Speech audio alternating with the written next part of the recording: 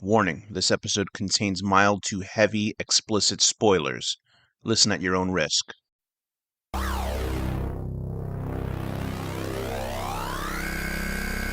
Reviews, discussions, and theories about films in horror, sci-fi, and genre.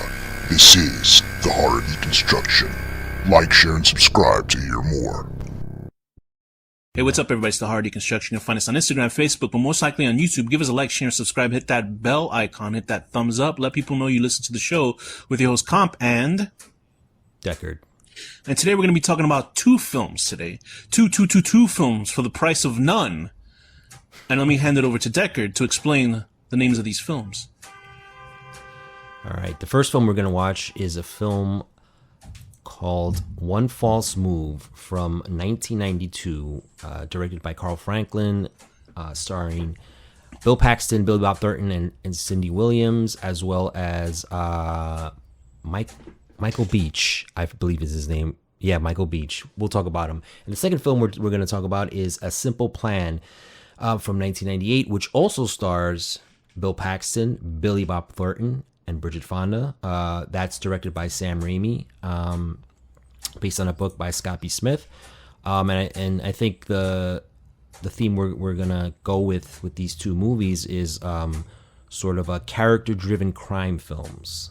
Sort of the neo-noir films. And these neo-noir films that are very more, that are like suspenseful, but are in some senses slow burns. I feel like A Simple Plan is a little bit more like the pacing is a little bit faster and there's more happening.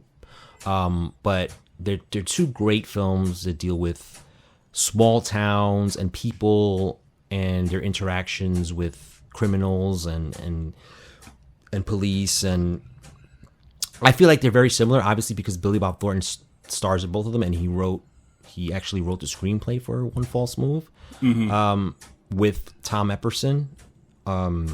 And so I just think they always remind me of each other.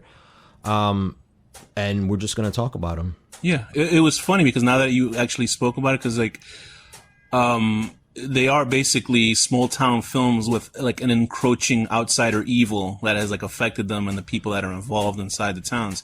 It's funny because I remember I haven't seen both of these films. You saw both of them, and I had asked you. I was like, I pick a movie for this weekend so we can talk about it. And I realize now, like, because I was like, pick two movies, make it a double feature, because usually we might like go through them pretty quickly, since we tend to like talk for hours on these episodes, the more discussion episodes. And then I realized we could have just done one movie. If we would have just done A Simple Plan, we could have just labeled it "What the Hell Happened to Sam Raimi." But regardless of that, let's go into the first film, One False Move. Let me read the information from IMDb.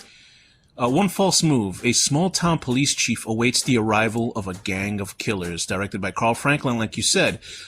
Made in, it says it was filmed in 1991, but I assume it's released in 1992. So Carl Franklin is an actor turned director. And when I was looking up his information, he ended up doing some episodes of Manhunter. I was like, okay, this guy knows what he's doing. And he did Dahmer. He did an episode of Dahmer, I believe, which is the big Netflix hit. I tried watching. I'm trying to get back into watching it. I just know that's going to be like a sort of a miserable, depressing show. And but regardless, you think so? You think it's going to be? No. I watched like the first two episodes, and I had already watched like Netflix did this like documentary about Dahmer, I see. and it was so much better than. To see it dramatized, I was like, fuck this. I already know what's gonna happen, and they're gonna dramatize. I want to see the real thing. But anyway, yeah. Evan Peters is actually a very good actor, so I think that's the reason why I would watch it. But I doubt it would have the quality of, say, Manhunter or Mindhunter. Excuse me. Did I say Manhunter or Mindhunter earlier? He directed episodes of Mindhunter. So if I said that wrong. He directed episodes of Mindhunter. Also House of Cards. Yeah. So he's been kind of like. Was it from the good seasons or from when Kevin Spacey had to vanish? No, it was from the first two seasons. Okay, so I think he's friendly with David Fincher. I think David Fincher brings him on to like, if he's doing series and shit, to direct smart men some episodes. Yeah, some smart men. So let's get into One False Move. Tell me your history with One False Move. So this movie, I remember watching this movie when it first came out on cable in the early 90s, probably like 92, 93. I remember watching parts of it. Like somebody was watching it in my household, and I remember walking in the living room and like sitting down and watching it. And then it was one of those instances where you watch the movie and then you get up and leave, and you come back and I would watch parts. And I remember watching the ending of this film. I remember watching certain parts of it and then staying for the ending. And I always thought it was like, it was like interesting back then, but I wasn't really into it. And it wasn't until later on as an adult I would like always come back to it like here and there, because this movie is never like on a streaming platform. It's always like you have to like rent it on iTunes, or even Criterion, which just released a 4K version of this, doesn't have it on beautiful on their poster channel. they made for it too. Yeah, Absolutely. But I get the physical media. Like I'm definitely I feel like I'm gonna get back into collecting physical media. But anyway, Makes so sense. I would watch this movie like every few years. I'd like watch it if it was, I don't know where I would watch it. I would mostly watch it on cable. right. But then over the last like 10, 15 years, cable is gone. So I was like, I hadn't seen it in so long that I was like, you know what? Let me watch it. So earlier this month, I think I rented it. I rented it on iTunes because that's the only place you could get it. Wow. So I was like, fuck it, let me just rent it and let me watch it. And I just watched it and I was like, it was a refresher on it. And then I was like, I hadn't seen it in years. And I was like, oh man, I know this movie's good. And I know why I love it. And I just got I got into more of the character development and like I got to know the characters better because, I hadn't seen it in years. And I just love the film. I think it's a film that they don't make movies like this anymore. It definitely feels like a 90s movies in certain aspects, because it's just the way people dress and like some of the music in the movie, like not the score, but like the music that people listen to in the movie. But it's a great film. It's written really well acted, and it's a great thriller. And it's I can't recommend it anymore. Yeah, You know what I mean? it certainly is carrying on like the genealogy of like To Live and Die in L.A. and those type of films on a much smaller scale, but it feels like a dirty, not a dirty movie as in like pornographic or anything like that, but it certainly feels very like it's I don't know how to say, like an indelicate way of calling it, like a icky movie. Do you know what I mean? Like it feels gross and grimy and stuff like that, and it's obviously. The director said that it was more of like a Western film, but people obviously took it more of as a neo-noir, because with the opening itself, I mean, holy crap, what an opening for a film. It's really like a brutal opening. It's sort of like, and it's weird, and I don't want to take away from it, but the opening feels like when you're watching when I was younger and you'd watch an episode of Unsolved Mysteries and they'll talk about like, a crime or something. But the way that they made it was really like disturbing, and the opening kind of felt like one of those like Unsolved Mysteries flashback. Not to take away from the directing, obviously it's very good directing, but I had that same feeling of like, oh, these people are out there somewhere. That's what I mean in that in terms of that, like just that feeling of these hideous monsters that are just because they want to like collect some cash. They're like cutting up all these people and killing them. Right. And the bad guys of the film, when you want to talk about who the bad guys are of the film, it's Cinda Williams as Fantasia, Billy Bob Thornton as Ray Malcolm, and Michael Beach as Pluto. And so they first start out in the film. They're stopping over where at the beginning of this film? They're in L.A. in the beginning of this film, and they're stopping in what seems to be someone they know that has drugs or money that they need to get. And so they stop in, and what's her name? Cinda Williams? Cinda Williams. Yeah, Fantasia, her character. Fantasia's her character's name. She goes into this house where they're having like a little like birthday party. It's all adults, and she goes in, and they know her. So they're not threatened by her, and eventually she lets Billy Bob Thornton in, and they eventually take everyone hostage, and they're asking them for information on looking arrival for somebody's number, right? Yeah, right. there's a rival dealer and they want to know where he's at. So they tie everyone up, and they eventually spill their guts, and they take one of them to the rival's house. And then the rival is it's a drug dealer, and they want to steal his drugs and money, pretty much.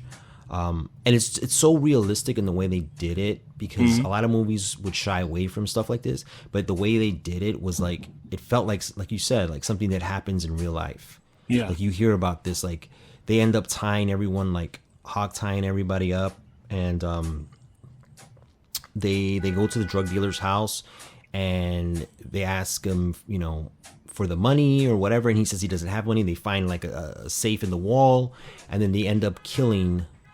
They leave Michael Beach, Pluto. They leave him in the other house. That just had like everybody supposedly innocent people, and I think one of the people in there works for a drug dealer. But the other people seem to be like normal, like birthday friends. They were friends of Fantasia. You know what I mean? They were like normal people. And so Pluto is there, and Billy Bob and Fantasia are at the drug dealer's house, who's with his girlfriend and their son. Right, and the son. And so when they finally find the money, Billy Bob calls Pluto, and Pluto just like hangs up the phone. And you think like he's either gonna leave. You're probably like, oh, he's probably just gonna leave now or something. But he doesn't. He takes the pillowcases out of, you know, off the pillows, and he puts them over, you know, he starts putting them over the victims' heads and stabbing them with a knife. Yeah, so he literally that was kills brutal, everyone. Bro. There. That was super brutal. Because I was like, at least if you have a gun, you can just take them out easy. But stabbing them is just like worse. Because they say that's like more of an intimate thing, and like I can't say enough about Michael Beach's performance in this movie as Pluto, because he's just like, they're like polar opposites. Pluto and Ray Malcolm, who's played by Billy Bob, because like Billy Bob kind of seems like a skeezy, like a scumbag, like a hick kind of character. Is hick a racist? I don't know if that's racist for like. I guess not for hillbillies, but he's sort of like a dirty, like unkempt person, while Pluto looks like a businessman or something. Like that was what the director was talking about. Like Carl Franklin was saying, like he was worried about the actor Michael Beach's career after, because like people would ask, that they were happy that Pluto gets killed at the end. But they didn't really care that like Ray Malcolm, because it's more interesting that Ray Malcolm is talking, like he's just talking, and you can read that he's a psychopath, like he's a crazy person. But with Pluto, you can't tell, because he's just kind of quiet and like really reserved throughout the whole movie. So that made him scarier to other. And I agree, because like his Pluto character was like, this dude is gonna like, you know, I don't even know how these two hooked up, because they're like such like polar opposites. That you're sort of like, what the hell is this guy doing with this like Billy Bob's character? So I mean, he seems more like educated. He seems more like that he uses his brain. You know what I mean? But the other aspect too about him is that he's the most dangerous out of all three of them. He's the psychopath. But he just keeps it. He internalizes it. He doesn't seem like that, but he goes over the edge.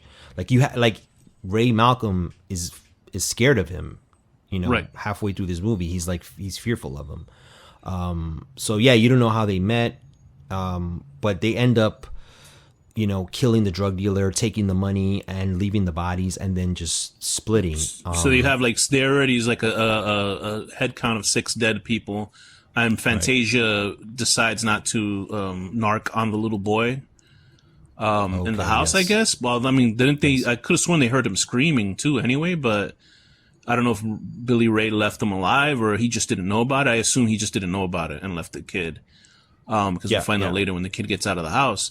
But so I think in that way we're supposed to see that Fantasia is a nice character. I have no sympathy for Fantasia's character in the movie, honestly. Me neither. I don't have any sympathy. I think they try to paint her in a sympathetic light, but she's just constantly making really, really shitty decisions. Just from the opening, when she's like basically going to her friend's house who's having a birthday party. They couldn't go on any other day where like, you know, nothing was going on, you know? They go on a day when these people are having a fucking birthday party to kill these people. It's ridiculous. She's setting them up. She's just like, she's looking over the party, and then she knows she's going to let Billy Bob's character in, and all hell is going to break loose. So she's completely responsible for everything that's happening. So she's supposed to be like the femme fatale of the film, but she's like against type of femme fatale, because femme fatales are like like if you've ever seen those old noir films, femme fatales are always sort of like strong. You know what I mean? Like if you saw Nightmare Alley, Right. when you see the main actress is there, I'm like her name is escaping my brain. Like that is a classic sort of femme fatale, or like a woman who's in charge. Kate Blanchett, right? So the Kate Blanchett character in Nightmare Alley is like a classic stock femme fatale, and those were all through the 40s movies and 50s and stuff like that, early 50s, where a woman will be in charge and she's always bad news. And this is what Fantasia is, but she's written very weaker in response to that. So please continue. Yeah, she has like she has issues, morality issues. Like it's affecting her, these things that she's doing in a certain way, but she's still going through with them. You know what I mean? Mm-hmm. She's not ditching these guys because she probably feels in danger of her life, and she's with Billy Bob. Like they're a couple. Yeah. And you can't read the writing on her though. You can't tell if she really loves him or not. But then you do at the end. She does love him, so it's very weird. Yeah, yeah. It's beautifully written because it's so like there's nothing. Nothing is like spelled out for you. You're constantly like. You're constantly thinking like, what's this woman's deal? Like, you know what I mean? Is she really a criminal? Is she against this stuff? What's going on? Anyway, so they end up. The plan is to obviously leave California, go on the run, and Fantasia wants to go back to her hometown of what was the name of the town? It's Arkansas. It's in Arkansas. Mm-hmm. And Star City. That was Star City, Arkansas, and that was the deal. That's why she got involved in this, because she wanted, her half of the money to go back home and see her child and her family. And so she's not explicit to them that she has a child, though. That's what I. She's not. Okay. Yeah, I don't remember. I mean, I just saw it in beginning of this month, but I guess I didn't get that either. But so okay, they don't know that she has a child, but so that's the plan. The plan is to go to Star City and sort of hide out. You know what I mean? And they end up the LAPD ends up finding the crime scene. So they discover the bodies and they start putting the pieces together.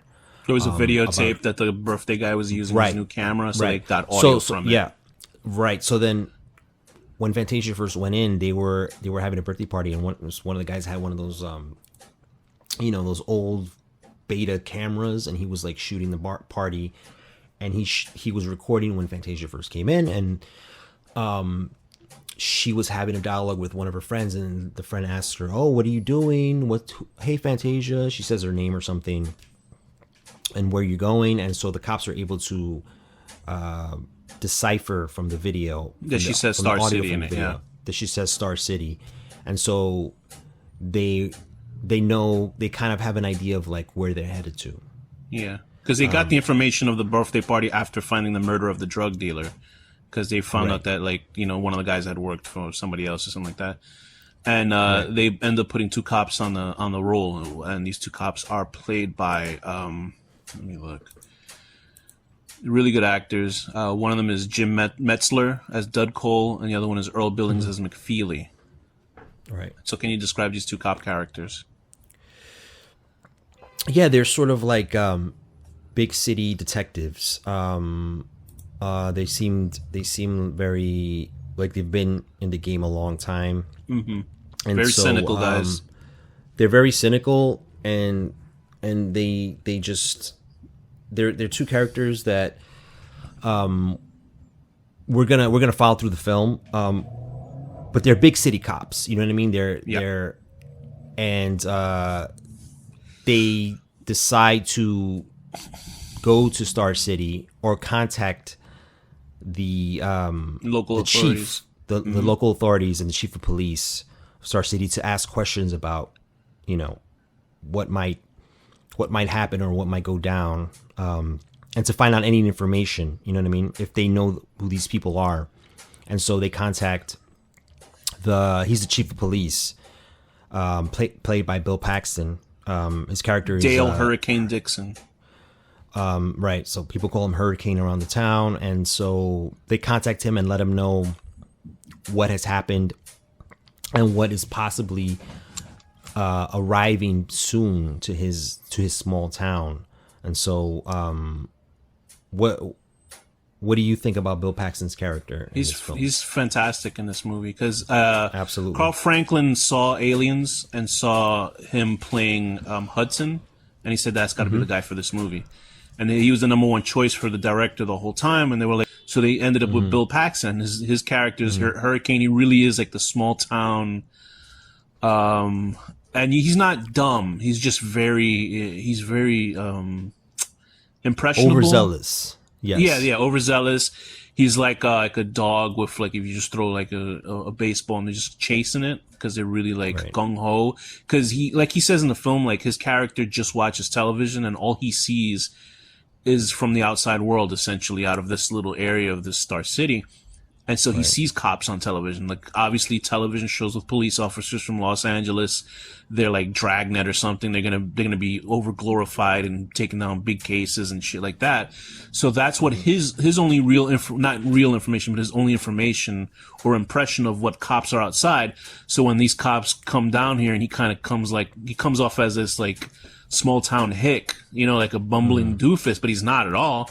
He's competent in his job and approaches, crimes differently in a small scale as opposed to what cops would do in a larger area, like the part where the guy's drunk and trying to break into his house with an axe. Right. And he just calms down the situation by talking to them, and the two like LA cops like with their guns ready to blow him away, which is like, that's normal even if you just like you drop a soda over in Los Angeles. And so it's obviously a very different way of dealing with crime or a certain threat of crime because, once you are in a small town and you deal with the same people the whole time, you can kind of get an idea of what's going on. Just like the LA cops know how to deal with shit that they're seeing, repeatedly over in their big town.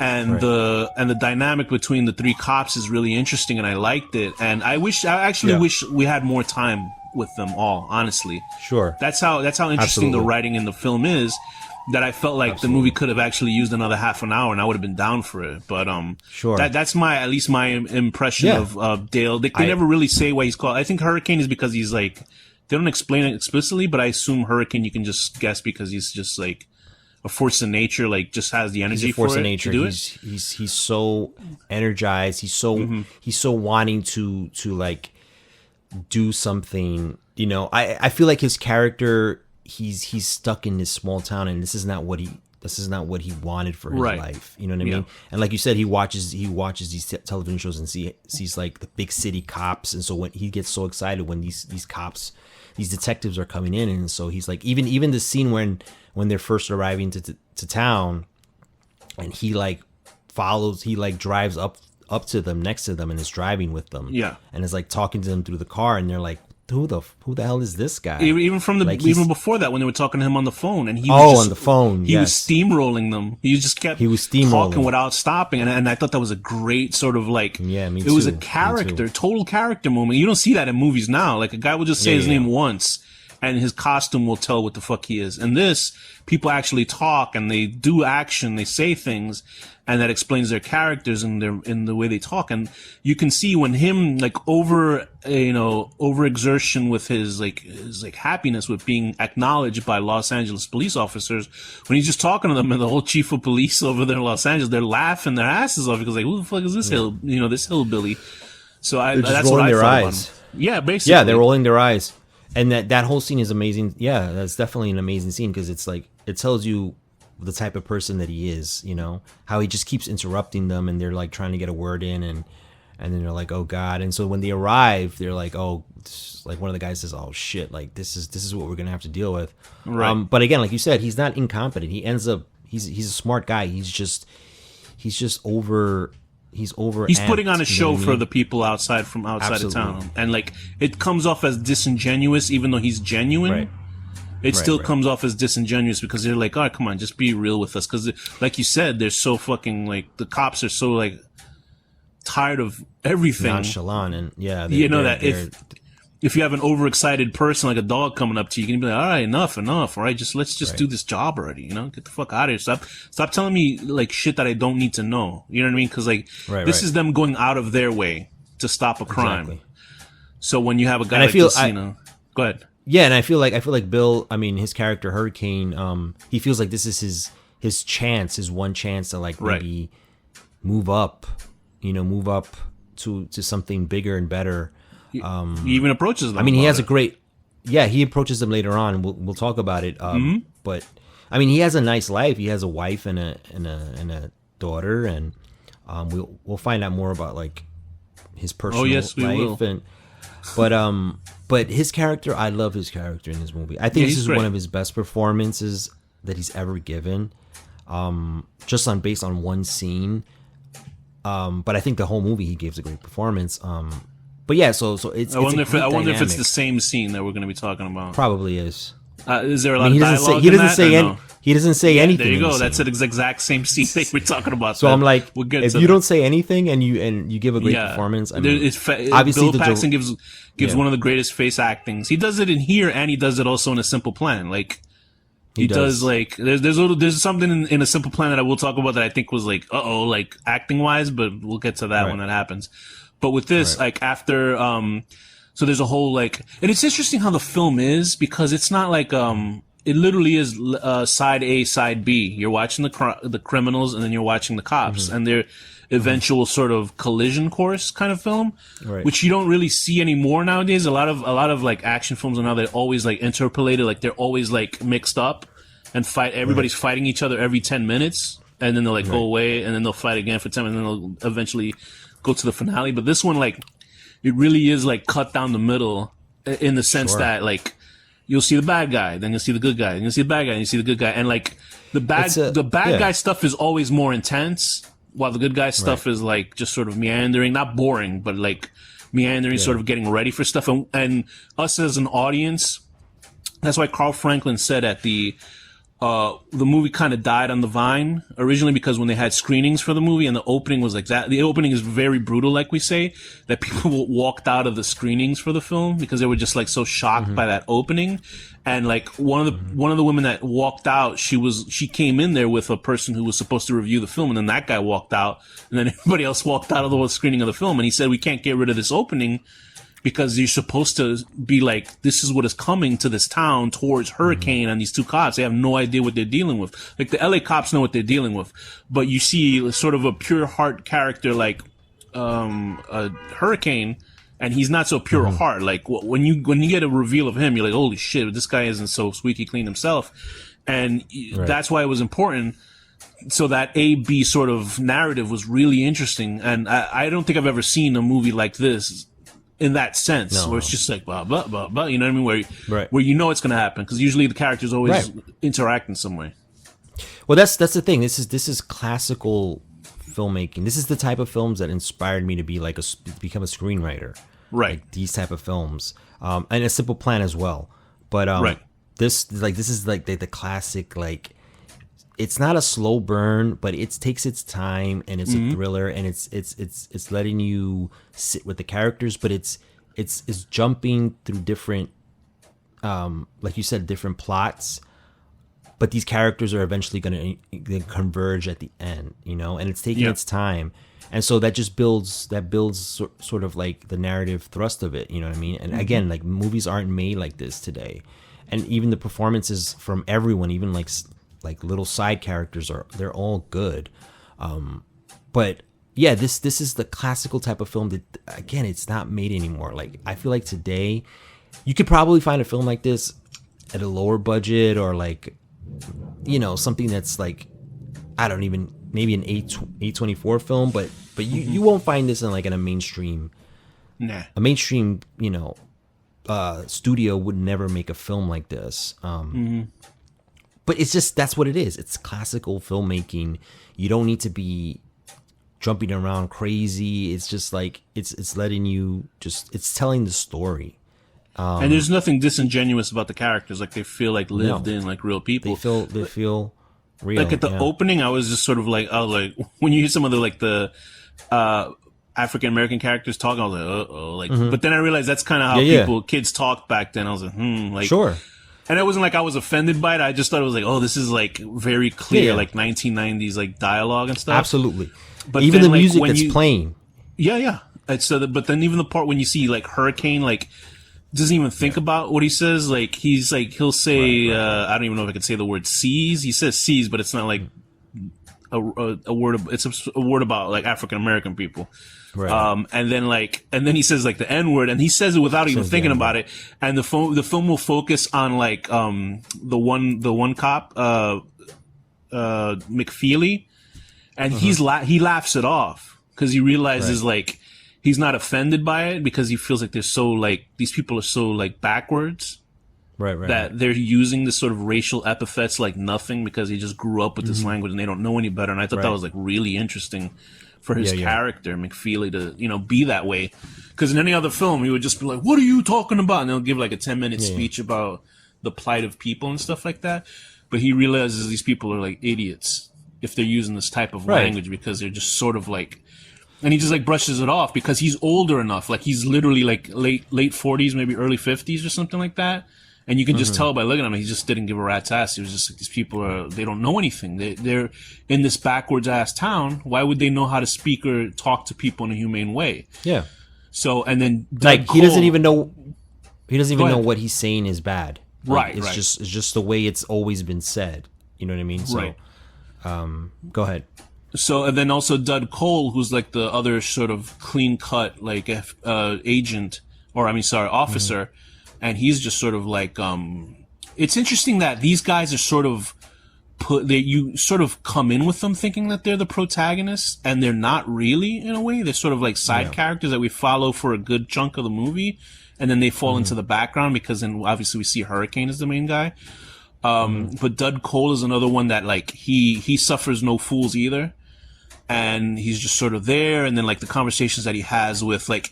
You can see that a break of humanity comes into him because there's the part where the wife is telling him when they're staying over at night, and she's telling him, listen, because she's basically saying, listen, my husband has these fantasies of being a big city cop, but he's here, he can be safe with his wife and his baby. Do you know what I mean?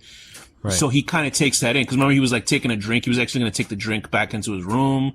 And then he just realized, yeah, shit, I don't want to like, possibly destroy this guy's fucking life. And he comes off with us and he gets killed and destroys this. Cause there's a way that these two cops, when they're having that bonding experience, drinking beers, that they realize shit, this country life ain't so bad, like we could just stay home and not worry about like gangbangers or shit and drug dealers going crazy in the neighborhood.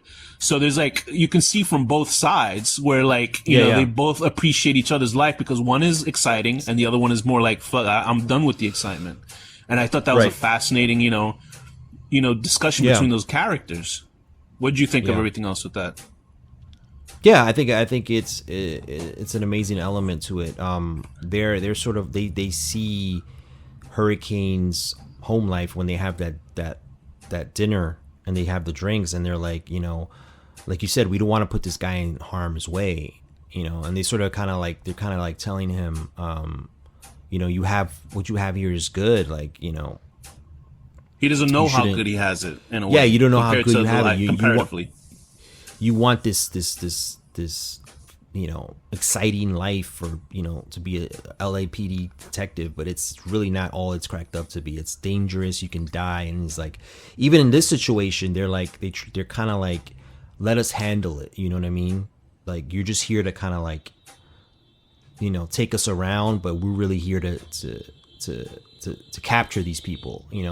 Don't put yourself in that situation. So I think that was a great, that's just great character moments for all the characters, all the main characters. And again, like those are things that like in today's standards of movie making, you don't see it that much. And the film treats the audience like they're intelligent. That's the great part about it, because it's not spelling it out. It doesn't explain anything. It just has those little moments, like that scene when they're eating dinner and then he says the N-word and the wife just kicks his foot. Kicks him in the shin, yeah. kicks him in the shin. He's like, and it's just a very and he doesn't even real acknowledge it after. He interaction. doesn't say sorry. He just sort of like No, hopes he it all just- goes away. He just stops and looks away. He goes, "Can you pass me?" He does like it's funny because then McFeely's just like laughs it off because he knows, just Right, like I right. explained before. So then this leads to the big sort of poster moment. That was funny when I sent you the image of the post. Obviously, it was a production still. So I was looking at it. I was like, "Wait a minute, this is." And then I realized when I looked at it close, I was like, well, "Are those two white guys that are shooting?" Because that Yeah, didn't make any they- sense. That was a They big screw up. I guess they were like it's so small in the poster that maybe people won't notice. I don't know. It's weird. It's a weird. I've always seen this poster, but I never noticed the bottom of it, and I'm like, what the Yeah. hell? It's weird. And it looks Like, like that the poster scene is for- not in the I just movie. realized- yeah. It looks like the poster for, I assume, Blue Ruin must have taken from this because, Right. or there was some sort of remake of the poster, but because I'm looking at the poster on IMDb, it says obviously it's that image that I showed you, which shows like Billy Bob's character shooting the sheriff, while supposedly the other character who looks like a white guy with a beard, who's actually African American in the movie, and then the woman is next to the car. And it's like a big, beautiful poster, and you see that like the purple sky and everything, and the one false move is over it, sort of like the words on the Social Network poster. So I don't know if this was a recently new poster or what. No, I think it looks like that's it's an the old old poster. poster. Yeah, That's because the- I'm that's looking the at the original poster. poster. I'm looking at the poster for Blue Ruin, which is a sort of another modern war, and it's basically aping this poster. But why don't you explain what happens in this, why the poster is actually completely wrong, the original poster for this movie? What happens in this whole gas station exchange? So, the three criminals, they're going to Star City, and they stop off in a convenience store. Pluto waits in the car while Billy Bob and Fantasia Just think of the go Disney inside. movie, and it'll be easy for you. Oh, okay, Fantasia. They go inside, and they're buying stuff, and a like a eating state up trooper burritos. comes in. Yeah, they're waiting for. They're the eating burritos. burritos, and a state trooper comes in, and so they're like Billy Bob. You can see he's a little bit unhinged because he kind of wants to do something, and Pluto's He's sort of like super talking paranoid. to himself. He's super paranoid, and Pluto's like he's in the car, kind of like talking to himself, and he's saying like, "Don't do anything stupid. Like keep your cool." He's trying to and, psychically talk. It's funny how Right. that is linked just like with A Simple Plan, because just like Bill Paxton's character is trying to tell his brother not to do anything stupid, like almost Right. psychically willing it on him. That's what Exactly. Pluto's doing to Billy Bob's character, Ray, in this. So there's this weird exchange where they talk to the trooper for a little while, and then they end up leaving. And it seems like they've gotten away like scot-free. So as they're driving, Billy Bob is driving the car, and he notices that the trooper is like tailing them, and eventually the trooper like hits his lights and pulls them over, and so they're like, "Listen, act cool." This reminded me of Fargo a little bit, Right. Well, any scene where criminals are being pulled over reminds you of that. But anyway, even though this came out first, but Right. so the trooper pulls him over, and he asks him for ID, right? Which is I weird. can't He remember comes this over part. on the girl's side. He comes to Fantasia's comes over on side, the girl's side. which is Right, weird. Like you would right. come to the driver's side. I would assume that's what you do, because it's two cops. If it's two cops, they go on the left and the right. A regular cop would just go to the driver's side because that driver could just drive off. And I forget what he actually does ask him in the first. He's just asking him, where they're headed or something like that. And the whole time, like I think we might have. Go ahead. Before he pulls them over, we cut into the trooper's car, and he's talking to the dispatch. Right. And he's asking. They're already made. asking Yeah, these guys have already been made in the newspapers, in the Los Angeles newspapers. right. So he's asking the dispatch. Oh, what was the license plate or something? He was running the plates first. or like what do the criminals look like? Like what are their Right. what is that called when they whatever? What do they look like? And he's like, they fit the description, so that's why he pulls them over. And then he goes on to Fantasia's side, and he asks everyone to get out of the car because Billy Bob has a little bit of an outburst I think he has an he goes, outburst. "Why the fuck did you pull us over?" Yeah, why the fuck? And as soon as he says that, the cop's like, "All right." Billy Bob everyone does out, that in everybody- both of these movies. I know what the hell's wrong with him, but he tells everybody to get out one at a time, and he tells the two guys to get out, and then he leaves Fantasia in the car, Right. and he tells them Big mistake. Put your hands on the hood, on the trunk, and then they're freaking out. They're like, "Why are you doing this?"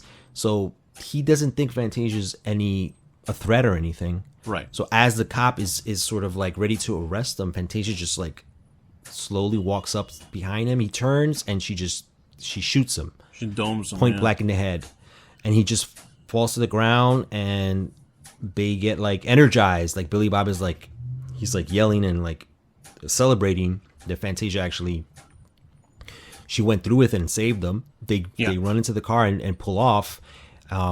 And they leave the cop there lying dead with his car on. And as they're driving up, this was a great moment. Fantasia is like, she's completely shocked by what just happened. Right.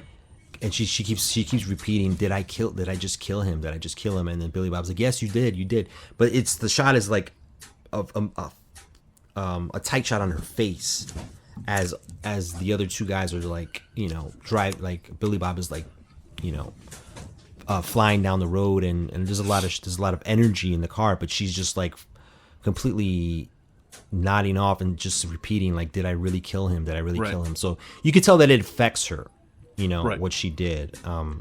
Did the scene already had happened? I'm sorry. Did the scene happen already where they were in the hotel room, kind of discussing what they were doing, and Billy Bob or Fantasia? It seems like Fantasia is trying to use the wiles that she uses on Ray's character on Pluto, like because then she's trying to change and he's not paying attention. So she's obviously getting naked from. They don't show. There's no nudity in the film, but she's obviously getting changed after a shower. She's just putting on a t-shirt. And she's like looking over at him to see if he's looking. He's not. He's like a robot, dude. He's just not even paying attention.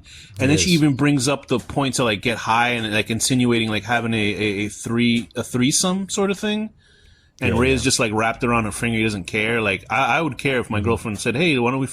Like, no, what's going on? But we're seeing that like Billy Bob's character is like completely paranoid, while this other guy is like cool as a fucking cucumber, and she's like the force in between them. That's like he just cannot stand her. Like Pluto does not want her to be there because he sees her as a loose cannon, even though obviously it's Ray who's the loose cannon.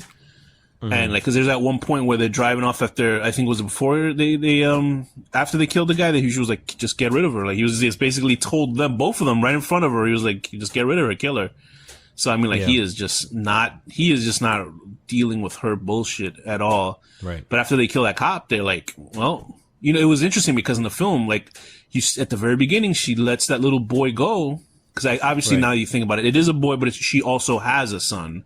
Do you know what I mean? So, and the reason why she kills that cop is probably because she's thinking of getting back to her son no matter what. Right. And she didn't want to go to fucking jail. And so, like, it's weird because, like, they're painting her as sympathetic, but then in that part, you're like, oh, she did it. Like, she just shot this cop in the head and killed him. But, like, she did it. She did it. She's a cold-blooded killer. I mean, her motivation is her son, obviously. And, I guess if you're in that situation, you're, like, so desperate that you just have to get back to your son. Yeah. But she still did it without hesitation and stuff. In the beginning, she did it too. Like she marked those people for death. Friends. Yeah, she tricked her friends, and they got killed. So she's completely, she's not innocent in this. But again, it's another, it's a film that has these great moments of like suspense, like the scene, the state trooper scene, and then it'll cut back to Star City, where like Hurricane is like just sort of babysitting these LAPD detectives who are just waiting around to see if she shows up. You know what I mean? It's just a great dynamic in the story. So when we talk about your favorite scene, your favorite acting from, because I think this is the scene that comes up right after. Your and mine, I think, favorite scene is when they're at the restaurant, at a diner, excuse me, and the two cops are sort of laughing off Hurricane's suggestion. Well, what is that suggestion? a scene before. They're staking out a house, someone's house. It's someone that knows either Fantasia or Pluto, someone that they might go to this person's house. So I thought it was like Ray's father or Ray's grandfather. Ray's father. Ray's Okay. father. Okay. I totally forgot about that, bro. There's so I mean, Bill honestly, Paxton I'm only making the decision because he's like an older white guy, and I think He's an Fantasia's older white father, guy. who's also white, that they bring up was not around, so he wouldn't be there. He wasn't around. And I don't know what Right. Pluto would be doing with this guy, so I only do I the don't think- process of yeah. elimination. I don't think Pluto was even. He's not even involved in their lives other than Right. this little ordeal that's happening. So so Bill Paxton goes up to. He has a chance to go up to the detective, not McFeely. What was the other guy's name? Dodd, or something like that. Okay, he goes up to him and he's like, Dud is he's- the guy's name. Dud. So he suggests, he's like, hey man, maybe I can come to work with you guys and we could be partners. They have a longer conversation, but that's the gist of what he says. And the detective is like, yeah, sure, man, that sounds like a good idea. And he's he's kind of like just shrugging him off. He's like lying to him just to make him feel better. But deep down, he's like, this is ridiculous. Like it's never gonna happen. Right. So the next scene or the next day, they're the two detectives are having like breakfast in a diner, and they start talking about this, and they start laughing about it.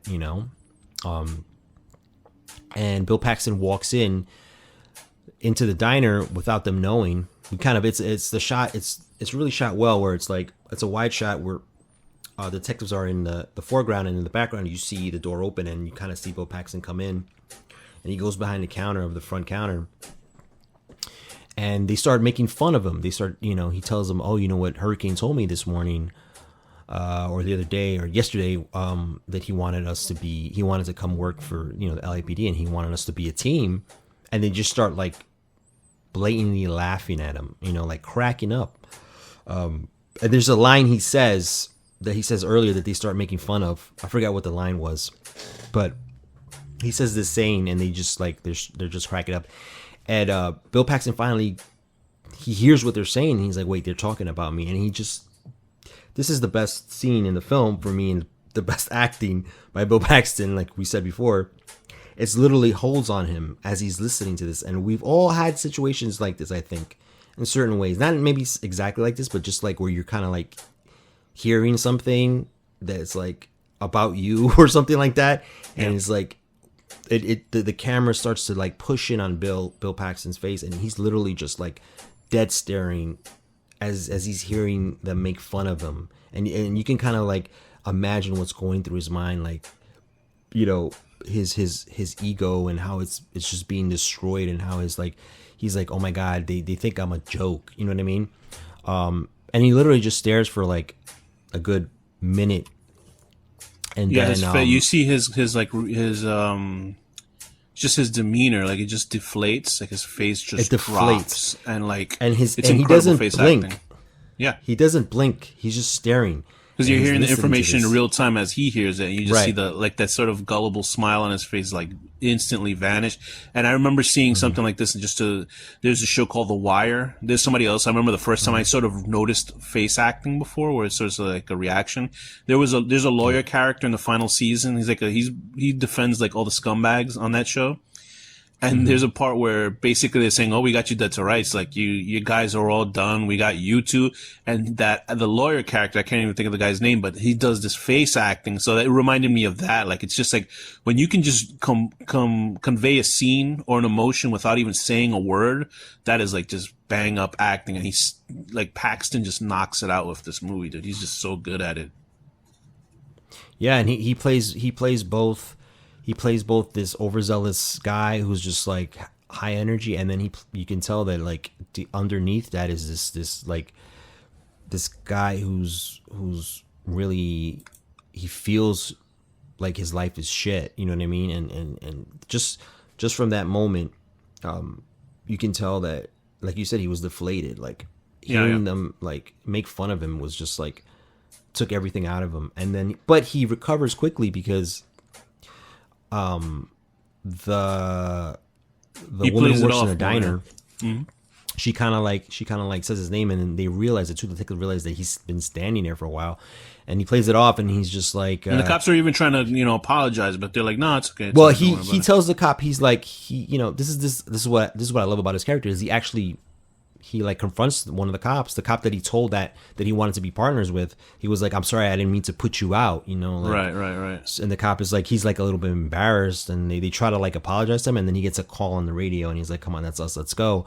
So it kind of like, they leave it there, but I don't know, that's the best scene. It's in the good. film. It's great. Yeah, I think it's the best acting in the film too. Also, so all this time while these people have been making cross county, this is when they split ways, when Fantasia goes off to Star City, and the two other guys are they're going to sell these drugs, right? They're trying to I guess they took that from the drug dealer's house, and they had a connect in between, right? And they're just trying to fund up whatever else they had, because they had, I think, about $15,000 is what they stole from the guy's house, and then they had the drugs they must have took from the guy's house to offload them and put more money in. So this was like a big score for whatever reason. So you never really know why this whole score is happening in the first place, other than to get quick cash, I assume. But they're not going to go back to their lives, I assume. And so why don't you set up when it felt very Tarantino. Obviously this is pre-Tarantino, but it felt Tarantino, this whole scene where they go to can you explain what happens at the drug dealer's house and what they end up, what ends up happening? So they end up going to Pluto he's looking for this guy that he knows that is a drug dealer, and they go to his house, and he ends up not being there, but there's other people there, like his friends or whatever, and so they're like, oh, he went out of state, he'll be back tomorrow or something, and Pluto's like, oh, well, we're just gonna stay here, and he's sort of like forcing himself on them. He's like, he's not saying it, but he's like threatening them, like, no, we're gonna stay here and wait. So Fantasia ends up leaving, right? Yeah, but she ends up taking she ends up taking the money. Yeah, while they were asleep. Right? Yeah, she takes the money while they're asleep. So the next day, so this might have been the part with the threesome, right? Or no? Or was that earlier? No, that was before. That was earlier. Okay. Yeah. So she ends up leaving. Pluto is like, you know what? Let her go. That might be better, because now we're wanted, and maybe if we travel separately, it'll be easier to get, to lay. That's when he had made the suggestion to get rid of her, but then she changed. Right. That's when he made the suggestion. Right. Okay. And he changed his mind, and so she leaves, but she ends up taking the money. Right. So the drug dealer they're waiting for comes, and he tells them he really can't do anything for them, right? No, because the guy that they were supposed to meet wasn't there that night. They were supposed to do it that night, but he was hung up with something else. Well, my wondering is but then he comes back, right? The next day, yeah. But my question is, what was Fantasia thinking, taking all that money? Because then she was waiting for the guys. Like, did she think that they were going to make enough money to, like, do you know what I mean? Like, it was very stupid. Yeah. That kind of didn't make any sense, that she took, like, whatever of the $15,000 that was left, and then she was going to wait for them, not thinking that they would be like, what happened to my $15,000? Do you know what I mean? Like, does that not... Right. That doesn't kind of gel, but... I don't... I'm not sure. I'm not sure why she did that. Obviously, she did it to give it to her kid, to put it for his funding, you know what I mean? But, like, it doesn't make any sense in the scope of the film. Maybe she thought they were going to get caught along the way, or they were going to get killed at that guy's house. So she was like, okay, so maybe she thought... money. Yeah. Okay. Because she knew that there was going to be... something was going to happen between the drug dealer and Pluto and her boyfriend when they came. So she figured, if they die, I'd rather just take the money. Right. Okay. So that's what I'm thinking, but could be wrong. I mean, that I didn't think about it when it happened. You know what I mean? Right. But so they end up going to, I think they arrived in Houston or something, or something like that. And so, the guy comes who they're waiting for, but they end up killing him. They end up killing everybody in the house, right? Yeah, they decided to rob them, but they had no money really either. they really had no money, so they just killed them. So there's more victims, and they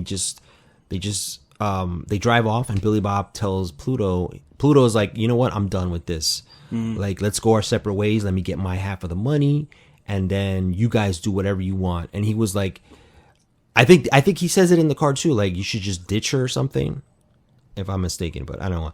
So Pluto is like, give me my half and we'll go our separate ways. And Billy Bob's character is like, I gotta tell you, Fantasia took the money. And he's like, what? He's like, he freaks out. Pluto freaks out.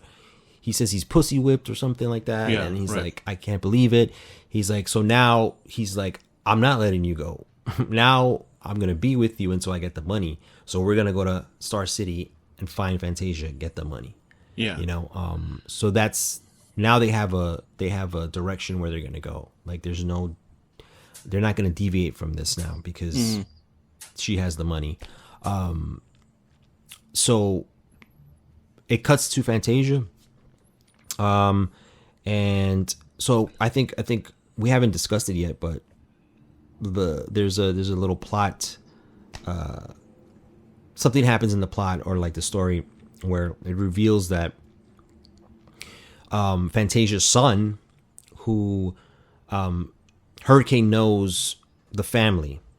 Yeah. So he finds out that okay, this is the thing. This is what we missed.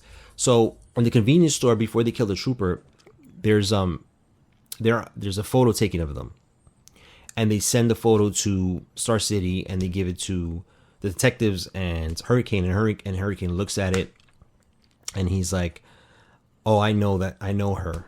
He knows her from that she lives here. You know what I mean? He knows her as Lila. He knows her as Lila, right? And so that's when we start to find out, because he goes to question the mother, the family. He goes to question them with the detectives, and he's like, "Has she contacted you?" And they're like, "No, she hasn't."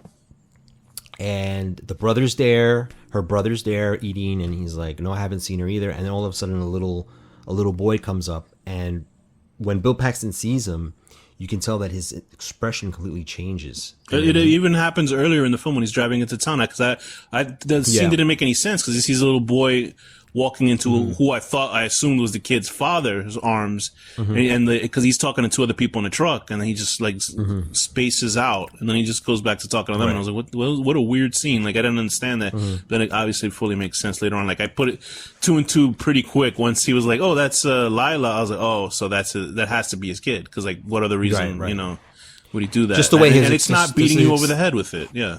No. It's just showing you his expressions twice. Right. When he sees him in the town, and then with this time, so you know that once the second time happens and you see his expression and how he just completely lost in the little boy's, gaze, then you're like, oh, okay, I understand now. That's his son. That's why when he sees him, he has, because he's in his mid-30s, right, in the movie? Maybe mid-30s, yeah, late he's in 30s? his mid-30s. I think he's in his mid-30s, yeah. So with a whole bunch of things, like, so obviously, like, Fantasia's mother's there with her Fantasia's brother and little boy there. And we don't know at the moment, we don't really know the relationship until, the brother, because they go into the house, and like you said, they were talking to him. They didn't even bother talking to the brother, which doesn't make any sense. That'd be like one of the first people I'd talk to. And like, he goes out later that night with the little boy to see Fantasia at his friend's grandmother's house, who recently passed. He gave her a space to stay in instead of their house, because it's sort of too hot for her to be there, because the cops, are looking for her in the first place, after he picks her up. And so this is the whole situation where she sees her baby, and Hurricane has been watching the brother the whole night, because he just knew, like, he figured, like, he's going to protect the sister. I'm just going to look. And he drives in, and this is when he has this conversation with Lila, also known as Fantasia, and we find out, like you said, that he obviously, because I was looking at the age of his kid with his wife, so he must have cheated on his wife because his kid looks older than the little boy. I think the daughter's 8. I think she's 8, and I think the little boy's like 5. The little boy's 5. 4 or 5. Yeah. Okay, he's 5, so she's 8, he's 5. Yeah. So he must have had a relationship with this, because he was explaining his relationship with Lila. He said, "Oh, she was stealing from a store, and I started talking to her, and then she just vanished," which is bullshit, because she was 17 at the time. So when this guy was like 30 or late 20s, he hooked up with a 17-year-old girl who is, you know, obviously he's not coming from a good home, because I don't know, I'm sure the mother's a good person or something, but the father wasn't around to, like, you know, because the father was also a white guy. Like, she explains that the father just walked out on the family, because she explains that, like, these white people will be attracted to a black woman, but they won't stay with her. And she's getting that same vibe off of Hurricane when she was with her. She was 17 years old. She was a kid, bro. And he was in his 30s. So that obviously right there is a big strike mark on his character.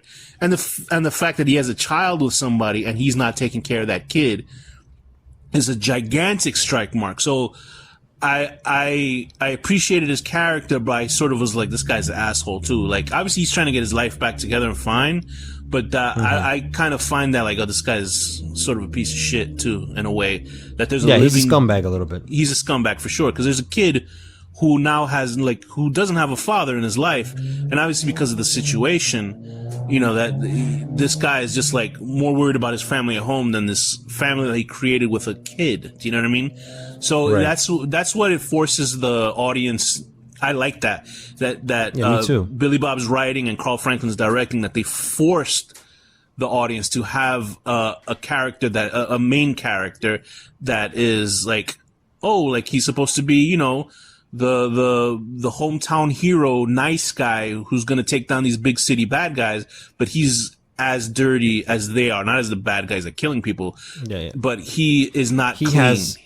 He has his own skeletons in his closet. Right. Yes. Absolutely. And I appreciated that. That's 100% good. I really like that about the film. Because every character is like, there's no, like, every character is like in the gray area. You know, there's no black and white character where it's like, so far only McFeely and Dud are the only maybe ones. Maybe the detectives, but we don't even know that much about them. So they probably took out batons and beat the shit out of a whole bunch of people back in Los Angeles. They're from LA. That's so true, they probably did some fucked up shit.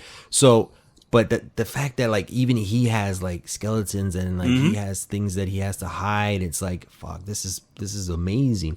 But you still with him, you know what I mean? Even though, like, and it's just like real life, like, even people who have made mistakes, you know, you kind of, like, sometimes you still sort of, like, have to be there for them, or whatever the case may be. But you know what I mean? Like, that's the type of character he is, you know, like, you can tell that he has a lot of regret. He still did a fucked up thing. I mean, obviously it was, like, statutory R, you know what I mean? But he still did a fucked up thing, but you can tell that it affects him, and it's affecting him even when he sees a little kid. And so that doesn't mean that, you know, I don't think he's an evil guy. He's not evil either. But he just has those gray areas, those skeletons in the closet that really makes the film stand out. It's like, damn, everybody's involved, and he's connected to her too. It's like, he's not just taking her down. He has a real connection with her. So it's like, is he gonna go through with it too at the end? Like, that's what it puts in your mind, like, as a viewer, is like, is he gonna actually arrest her, or he's gonna let her go? Because you start thinking that too. You know what I mean? But yeah. So this amazing. leads to the inevitable freight train collision of both worlds at the end of this movie, where Ray finds out the information of where Lila's staying from her stupid brother, who's like, I don't understand why the brother would even tell him in the first place, because obviously he knows like they're doing bad shit, but he gives the information of where she's staying at. So Ray takes Pluto with him off to that spot, while Hurricane is there with her, and they're talking about it. So, because I was wondering, why didn't Hurricane, like he could easily call up the two LA detectives and be like, hey, these guys are coming, but he's doing this because he's gonna let Lila go after they come. And he arrests the two of them. So I mean, just like, he could have just let her go and then called the cops. Do you know what I mean? Like, you know what I think? I think he wanted to redeem himself in that sense of, like, I'm gonna do it take himself. these guys out myself. That's what I got from it. That's why he staged the fair ending. enough. He was like, you're gonna wait here, and they're gonna enter, and then I'm gonna take them down. So he wanted to be the hero. At the end of the day, he wanted to to prove them wrong, right? That he could do it, right? Exactly. So he's a big dumb shit. That's what you're saying. He made a mistake there. Yeah, he did. But it was all because he's dealing with all this shit in his head. I mean, he got the job done. He got the job done. That's all he got the job done. I mean, everybody died, but he got the job done. Exactly. It probably wouldn't have been as fucked up as what happened. But why don't you set the scene for what? Go ahead. Right. No. If he would have called the cops, it would have just been much easier. There would be no ending to the movie. It would just be like, there you go. Yeah, exactly. So, but I love that it went that way. I love that he was still trying to prove himself, even at the end. It gave us a good, like, exhilarating blast off for a sort of unconventional sort of crime film. Exactly. And at this point, the film becomes a little bit. It becomes more of a character piece because it's just mainly Lila and Hurricane at the end of the film, them talking, and we're just seeing Billy Bob and Pluto coming. So what happens is the little boy, the LAPD goes to the house, Lila's family's house, and tries to force the brother to tell them like where she's staying, because someone saw them driving, the brother and the little boy driving like 4 a.m. and they're like, where were you going at 4 a.m.? Right. And so the brother's like, I'm not telling you. And then they ask the little kid, and the kid's like, yeah, he's lying. They put the older brother in jail, or they threatened him to put him in jail. They put him in jail. How is he not in the car with them and the little boy? Doesn't make any sense to me. So, but okay.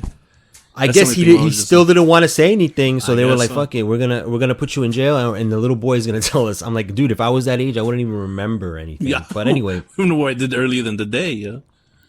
So they have the little boy in the front, and they're asking him like, "Was this they're like take us to the road that your uncle took you to?" And so they're dealing with that. They're trying to get there, but Ray and Pluto are already on the way, and they arrive at the house where Hurricane and Lila are. And so Hurricane sees them pull up, and he's like, okay, stay in the kitchen. I'm going to do this. When they come in, I'm going to arrest them. And then she asks, before this happens, she asks him, will you let me go? And he says, yes. So at that point, I feel like he's going to let her go. If it all goes by plan. Yeah, I agree. All goes to plan. And so they pull up, and Billy Bob's like, get in the car. And she's like, well, I got to pack some stuff. And he's like, what do you got to pack? You didn't bring anything. And so I would have been like, I would have gotten like red flags. If I was Ray, I would have said, yeah, okay, well, get the fuck out of here. I'll wait for you outside. I was like, pull, just drive off, bro. Yeah, exactly. I was like, there's no way. I was like, she's up to some shenanigans here. So Billy Bob is like, fine. And he goes in and he tells Pluto, just wait here. And Pluto's like, no, I'm not letting you out of my sight. So he follows him in. So this is perfect for Hurricane. Mm-hmm. So as soon as they get into the living room, Hurricane comes out and is like, points the gun at them and is like, you're under arrest. And they're like, what the fuck is this? You set us up. Fantasia, whatever, what's her name? Lila. Fantasia, yeah. Fantasia, you set us up. And so he's pretty much about to arrest them. And she feels bad. She still feels bad about Ray. So she still feels bad, and she's sort of like in the background, and he's like, she's kind of coming towards them, and Hurricane is like, no, get back, and he turns his head for one moment, and Pluto has a knife and stabs him in the gut. That's Pluto's weapon of choice, is a knife, not a gun. That's his weapon of choice. I mean, that's some twisted stuff, bro. Yeah, absolutely. So he, this whole shootout ensues. Hurricane shoots Pluto right away in the stomach. Yep. He falls to the ground. Billy Bob's character tries to run out. Hurricane goes off after him with Fantasia like right behind him, screaming. She's pleading for Ray's life, essentially. She's pleading for Ray's life. But Ray turns around to shoot Hurricane, and he misses and shoots Fantasia. Right in the head. She gets shot right in the middle of the forehead, and she dies. And then Hurricane ends up shooting him like 3 or 4 times. He finally falls down and dies. Very realistic. And Nothing glorious about the way they die. Like Fantasia's death is a little glorious, but it could still be realistic in a way. The way that he got both of them is just very realistic. That happens really fast. It's not drawn out like most right. like climaxes would be, where like they'll have a shootout and they'll have like a fight scene. And then they'll talk in between, and then one of them will be like, "You're not so different, you and I," that kind of bullshit that they put in movies. It just happens quickly, and you as soon as it happens, you're just like in it, and then it's over. And it's like the beginning. It's just like shocking. It's just like, whoa, this really just happened. And you have no control over it. Exactly, and so that's the final. That's the climax. And what happens is Hurricane is sort of mortally wounded. He's wounded, and he gets to the car, and he goes to the dispatch, and he asks for an ambulance, and then they finally a nice long one take, nice long one take, and detectives finally arrive, and he's just lying a few feet from the car on the ground, and obviously the detectives missed everything, like they assessed the little boy had led them into like a dead end. But they get there and everyone's dead, so they missed the action. You know what I mean? Right. Since it's all done basically in a one take, because then the little boy comes out, because all the cops are like looking at everything else. The other sheriff, or I think that's the deputy. Remember the older guy? The deputy. He calls the ambulance or whatever, and he's like freaking out because that's his guy, Hurricane is his guy. And then he's like, and then like everybody else runs off to look at stuff, and the little boy comes out of the car to talk to him. And I don't know about you, because I know you're directing and stuff like that. What do you picture Carl Franklin's face as he's doing this like one take, and he has to have the acting of like a little 5-year-old boy, like hoping that the boy's not like forgetting his lines. I'm trying to figure out, because I wasn't taken out of it, but I like at that one moment I was just like, once I realized it was like one long take, I just kept thinking, I was like, how many takes did they do to do this scene? Like, I wasn't taken out of the film. I was thinking about this after, but it's like, because you're a lot of it is hinging. The last dialogue of the film is between a 5-year-old boy and Bill Paxton, because Bill Paxton is basically trying to make amends with his son that he never acknowledged. And and he's like talking to him, and the boy's taking the right like beats in between lines. I was like, oh, okay, good. Like, but I was just like picturing Carl Franklin, it's probably pulling his hair out of his head, trying to make sure that it doesn't screw up or something. It was just funny, but like, it definitely would be a stressful situation. Yeah, absolutely. Just like, but I'm sure like, and he went with the choice, which is good. So that's cool. Like he went with it. He could have just like been like cutting back and forth to the boy and like make covering up any screw ups, but he did well. It's more of an impact when you see it happen in one take. Because yeah, absolutely. When his deputy goes off, and he's like, "I'm gonna get you a blanket," and that's why he leaves. And the other detectives are just looking at the bodies, and then you just hold for like a moment, and then the little boy starts to come out of the car. So it's like, okay, like he had to get all that timing correct, and then he just like Bill Paxton calls him over, and then he's like, he asks him about his keys, and then he just starts talking to him. They could have cut out the audio cues in post, maybe, but. Yeah, or maybe they just rehearsed that. Right. Sure. Yeah. Many times, and they were like, okay, we let's try it. But again, the impact of it being one shot is just way better than intercutting. Yeah. And they have a dialogue, and he tells him, "Don't stay with me." And I forget what else he says. Does he say anything more? He says, "Just move up to me so I can see your face," kind of thing. Right. And then he's just lying there, and then the movie just fades to black, and then it's over. I think he could have had a better final shot, but I thought that was like okay, that final shot. I thought it was fine. I'm like, thank you. Like, the movie just ends. Like, I'm happy to see that. So Carl Franklin, like I sent you the interview today, is that he was talking about the film, and like I said, like, because this is a movie that leaves you without the idea. Like, I thought, oh, he's dead. Like, I thought Hurricane's dead, but Carl Franklin says in his mind that like Hurricane survived, although he's screwed up and he can't be a police officer anymore. But he has explaining to do to his wife, and I was like, well, that means like, for me, when a director says that, then I take that director's word as the ending. You know what I mean? Like, no matter what's on the film. Because the director directed the film. Although there's a lot of directors that, after a movie's done, like years, be like, well, I think, such and such, they're full of crap. But like, I think at the time, like Ridley Scott. Yeah, so I was thinking about him, but I couldn't think of which movie he was talking about. Probably Blade Runner or something. That was funny though, when Blade Runner and Denis Villeneuve, they were talking, and Denis says, "I think it was Replicant," and then like he's saying he isn't, which is funny. So I'm like, well, yeah. Ridley Scott is funny. saying he is, and then Denis is like, he's not, and I was like, what the fuck, bro? That's funny because you're kind of supposed to laugh, but whatever. But yeah, back to this. I think that it was now that I know that Carl Franklin, he's like, I didn't have to wait like 30 years like everybody else to find out what the answer was. So it's nice that he did survive. So if you're listening to this episode and you watched the film and kind of had an idea about him dying, I guess he's alive. I guess he's okay, but he's screwed up. In my mind, he survived. You know what I mean? Okay. But I just, that's as far as it's it not went. I was about to totally screw up a certain Irish hitman movie that I know you automatically know what I'm talking about, with Brendan Gleeson and oh, okay. I don't want to say any more actors, but anyway. Yeah. So I mean, like, what final thoughts do you have on One False Move? One False Move. It's a great film. Yeah. It's a great film. It's a really well directed and well written by Billy Bob. It's just a type of film that doesn't get made anymore. It's definitely a 90s film. Like the difference between this and A Simple Plan is that this one feels more dated, just because I feel like it was made in the early 90s, and it was like when the 90s was starting to get at the height of like the way people were dressing. Yeah. I feel like A Simple Plan is a little bit more like contemporary. You can't really tell the time. Yeah, it's more contemporary, even though it was made in 1998.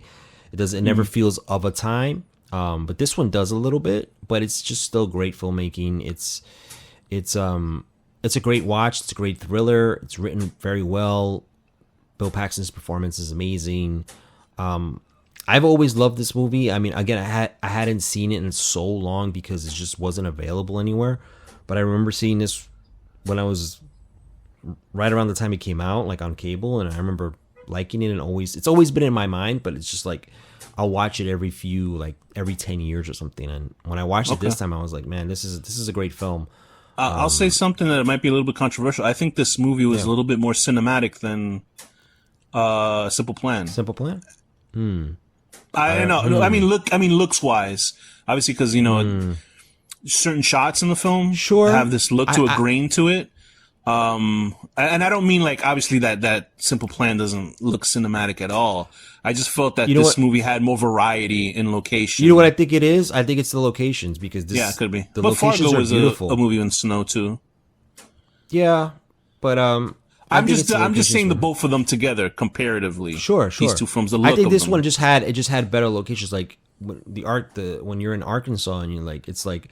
Yeah, the sun is going down. It's like beautiful Plus shots. they had those cool shots, like the guy playing the harmonica, and there's like a snap zoom on him and stuff like that. So it had that kind of stuff that I was like, oh, okay, like I felt a little bit more cinema. There's I forgot to mention this. This is a great moment near the end when like everything is converging, and there's like a little montage where we're seeing the guy playing the harmonica, and it's kind of like a Dutch angle, but like low. And it's with everybody, and then it's intercutting with like Bill Paxton's wife getting ready in the morning. It's like we haven't seen her in a while, but it's still like it's reminding you of like all these people that are connected in this story. Yeah, all the characters in the play, right? And then it's like building to like that climax, and I really like that moment in the film. Yeah, it was great. No, it was a great scene. So, what rating would you give One False Move, 1992? What is this, out of 10? Out of 5 stars? Always out of 10. Always out of 10. Oh, sorry, man. Sorry. No, don't worry about it. No, I'm not. I wasn't being like, it's always out of 10, asshole. No, it's. You don't remember, Dick? I couldn't remember Tim Robbins' name, bro. It's okay. This is 8.5. Great. I give it a solid 7.5 to an 8. Trusting your girlfriend enough to steal $15,000 out of your thing and coming back to get it. So that's One False Move, 1992, directed by the great Carl Franklin, who's still working. Good for him. He said that he took the film to because he likes to do racially what is the phrasing? He wanted to do movies that sort of like focused on race, and this movie doesn't really. I guess it's sort of, yeah, it does sort of focus on race, towards with Fantasia's relationship with Hurricane and, you know, white men and black women, and then also like, and it was weird. Like, it's just a really interesting film that I think that as a neo-noir, even though like Carl Franklin said he framed it more of as a Western, it's a great film to watch that is like, it is a time capsule, but it feels gritty and it feels like an adult film for, you know, for adults, and it treats people intelligently watching it. That's what I think. It feels like a book, even though like the next movie is based on an actual book. But I think Billy Bob did a great job writing the movie. He did a fantastic job. And Carl Franklin did a fantastic job directing it. Absolutely. And this is before Billy Bob was someone. Right. He was a nobody when he did this. He was just an actor. But apparently he got somebody to make his script. So I don't know how that happened. I have to kind of look into that. But he wasn't well known when this film came out. That I remember. Billy Bob, known as a complete cunt in real life, but the man has talent. He's obviously very talented. We'll get into Billy Bob being cunty in a Simple Plan, not on the set of that film, but outside of it, because there's some funny stories. So why don't we get into A Simple Plan? What is?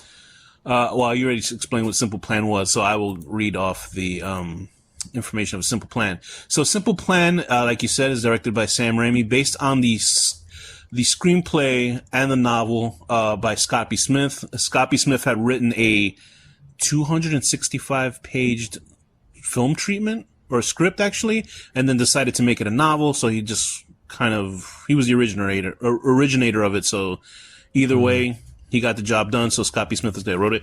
Obviously, Bill Paxton and Billy Bob Thornton once again co-starring. They're actually co-starring where they're actually working together in this film. They're not really.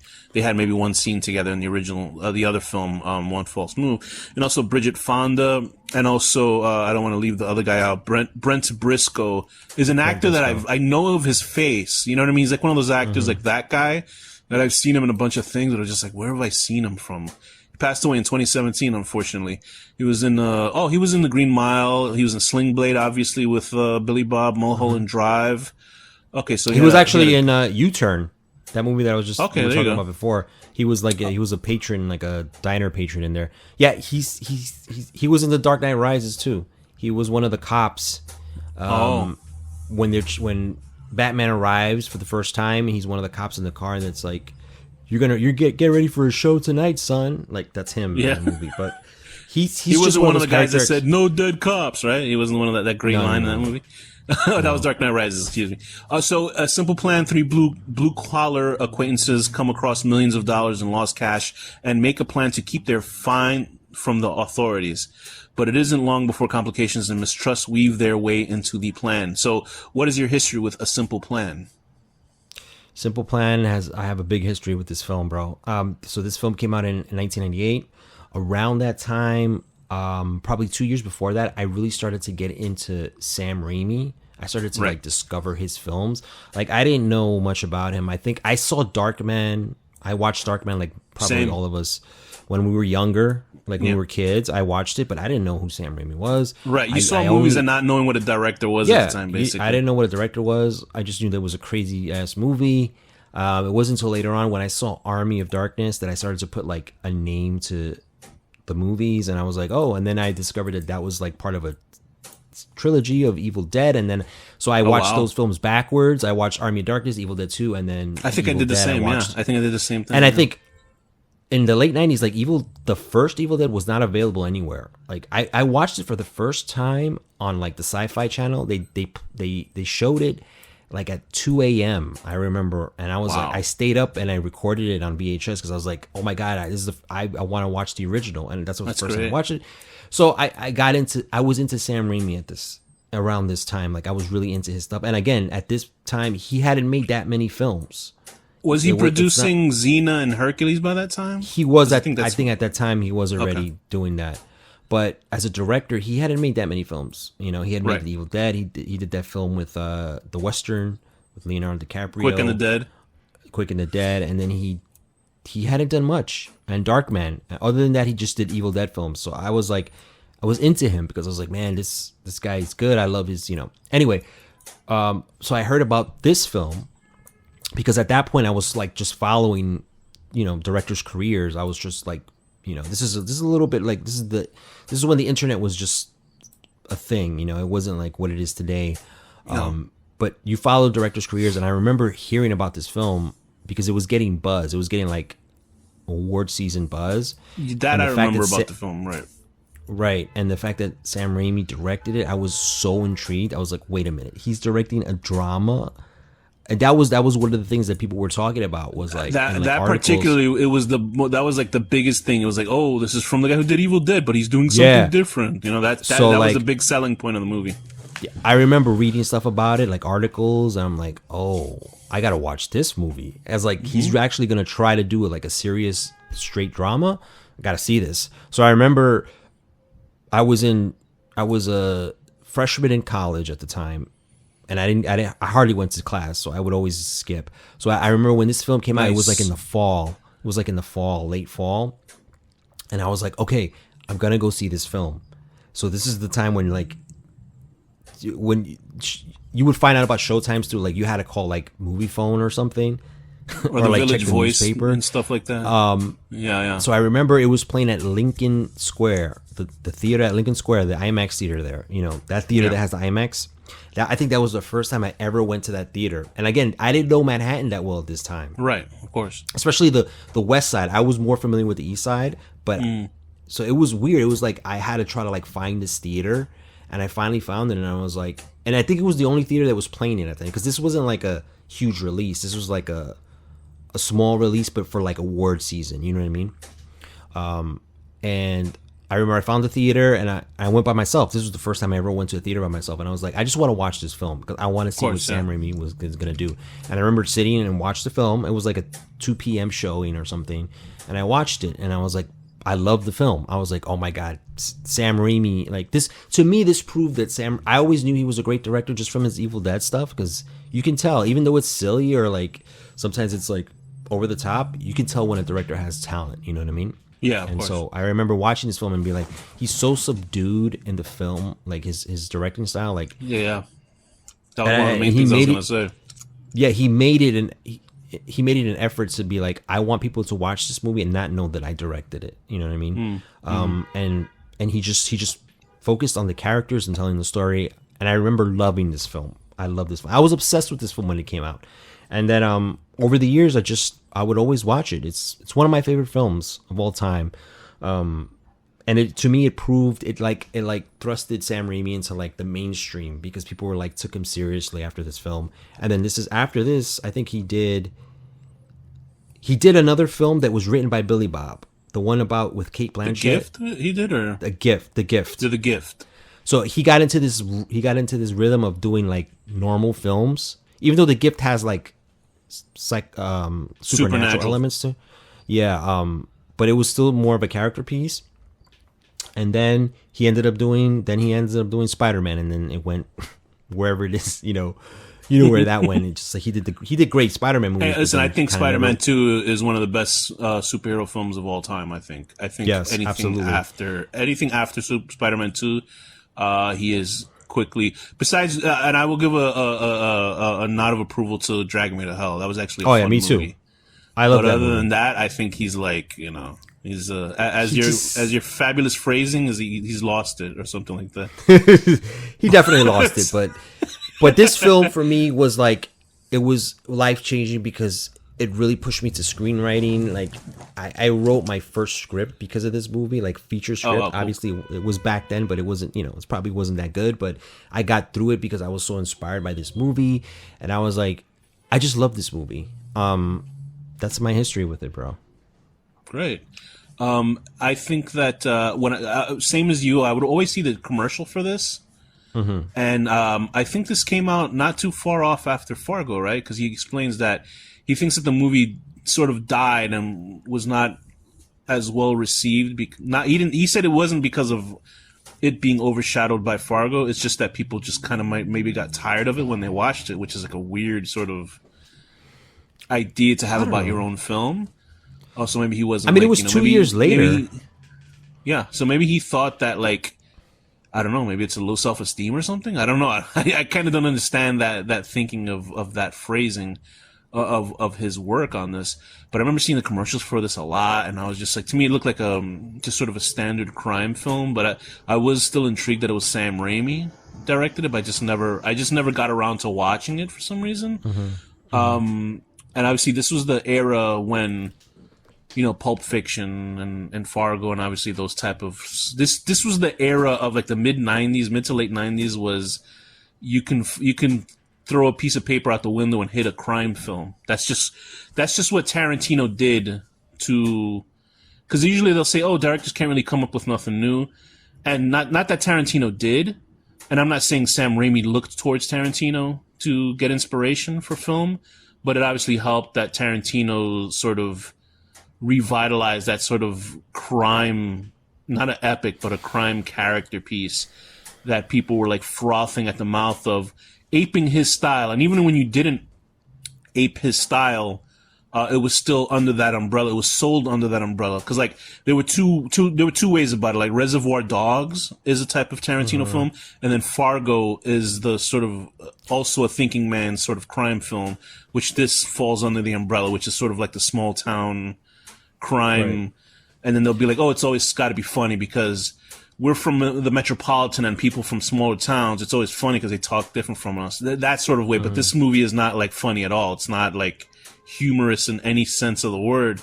So I think those were the type of films that it fell under. And I wasn't necessarily interested in those type of films anyway when I was younger, and I didn't really appreciate them until later on. And so, I finally got to see the duology, so to speak, A Simple Plan and One False Move. And I was appreciative of like how toned down Raimi did with his effort with making this film. Like, I appreciated it. I can't necessarily say that I like that it's toned down because I'm so used to Raimi doing something different, but it didn't affect the film. Like, it didn't negatively affect the film. But I know if he were to make this film again, it might just like, it just might like have like wacky like camera angles and shit, but then it would be a completely different film. You know what I mean? It would just be like take away from. I don't think the film would work. I don't think it would work. Yeah, I know what you mean, because it's like it's very serious, and like him doing sort of weird sort of like camera angles would not work with. You know what the weird thing is? Like, maybe because I was like so invested in it at the time that I didn't see, like, maybe seeing it like from years. Like, I never put it in a category with like Fargo or like, I don't know. Really? Even a crime film, like maybe Fargo because of the snow. That's the only reason. Because even Sam Raimi said that he spoke to the Coen brothers. I honestly think though. Go ahead, finish. I'm sorry. No, he spoke to them to ask them like tips on how to shoot in the snow, because snow can blow out the image. So he was like, "What is the best way to get shots?" Yeah, he spoke. Yeah, right. He spoke to them about that. But I never connected the films or like. Even with the era of crime films, like you said, Tarantino, and I never put this film in that category ever. Like, and then I never even thought of those other films. I've always felt like this film was like a film on itself because it just has its own specific tone. I understand what you mean by that. I'm not saying that it's like those films, because it certainly isn't sort of flashy or crazy sort of crime film. This feels more of like a traditional crime movie. And it's not quirky or anything. It feels like a traditional, like, crime film. And the only reason why I say that is because you know how Hollywood is. The reason why we're seeing a million superhero movies just today, because one company was able to make it. And now movies are a little bit more, they're not as loose as they were back in the day, where you can make a crime film, you can make an action film, you can make although superhero movies weren't that prevalent back then. But now that it's like, it made money, now it's kind of faltering off. That's that were the films that were the films that they were greenlighting, and crime films were the ones that were like really very important to Hollywood making money back then. And I can imagine if Sam Raimi had pitched this now, they'd be like, nah, no. They wouldn't, because they're make it a crime film, but put Spider-Man inside of it, like Howard Stern would say. Put Spider-Man in the movie. Do you see what I'm saying? Like, it was easier to make this type of film because the crime films were so like epic back then. I think it was easier to make this film at the time because Hollywood used to make they would make good movies, different right? types of films. They would make they wouldn't make just one type of film. Like I feel like this film, right. If I remember correctly, like this was just like Sam Raimi.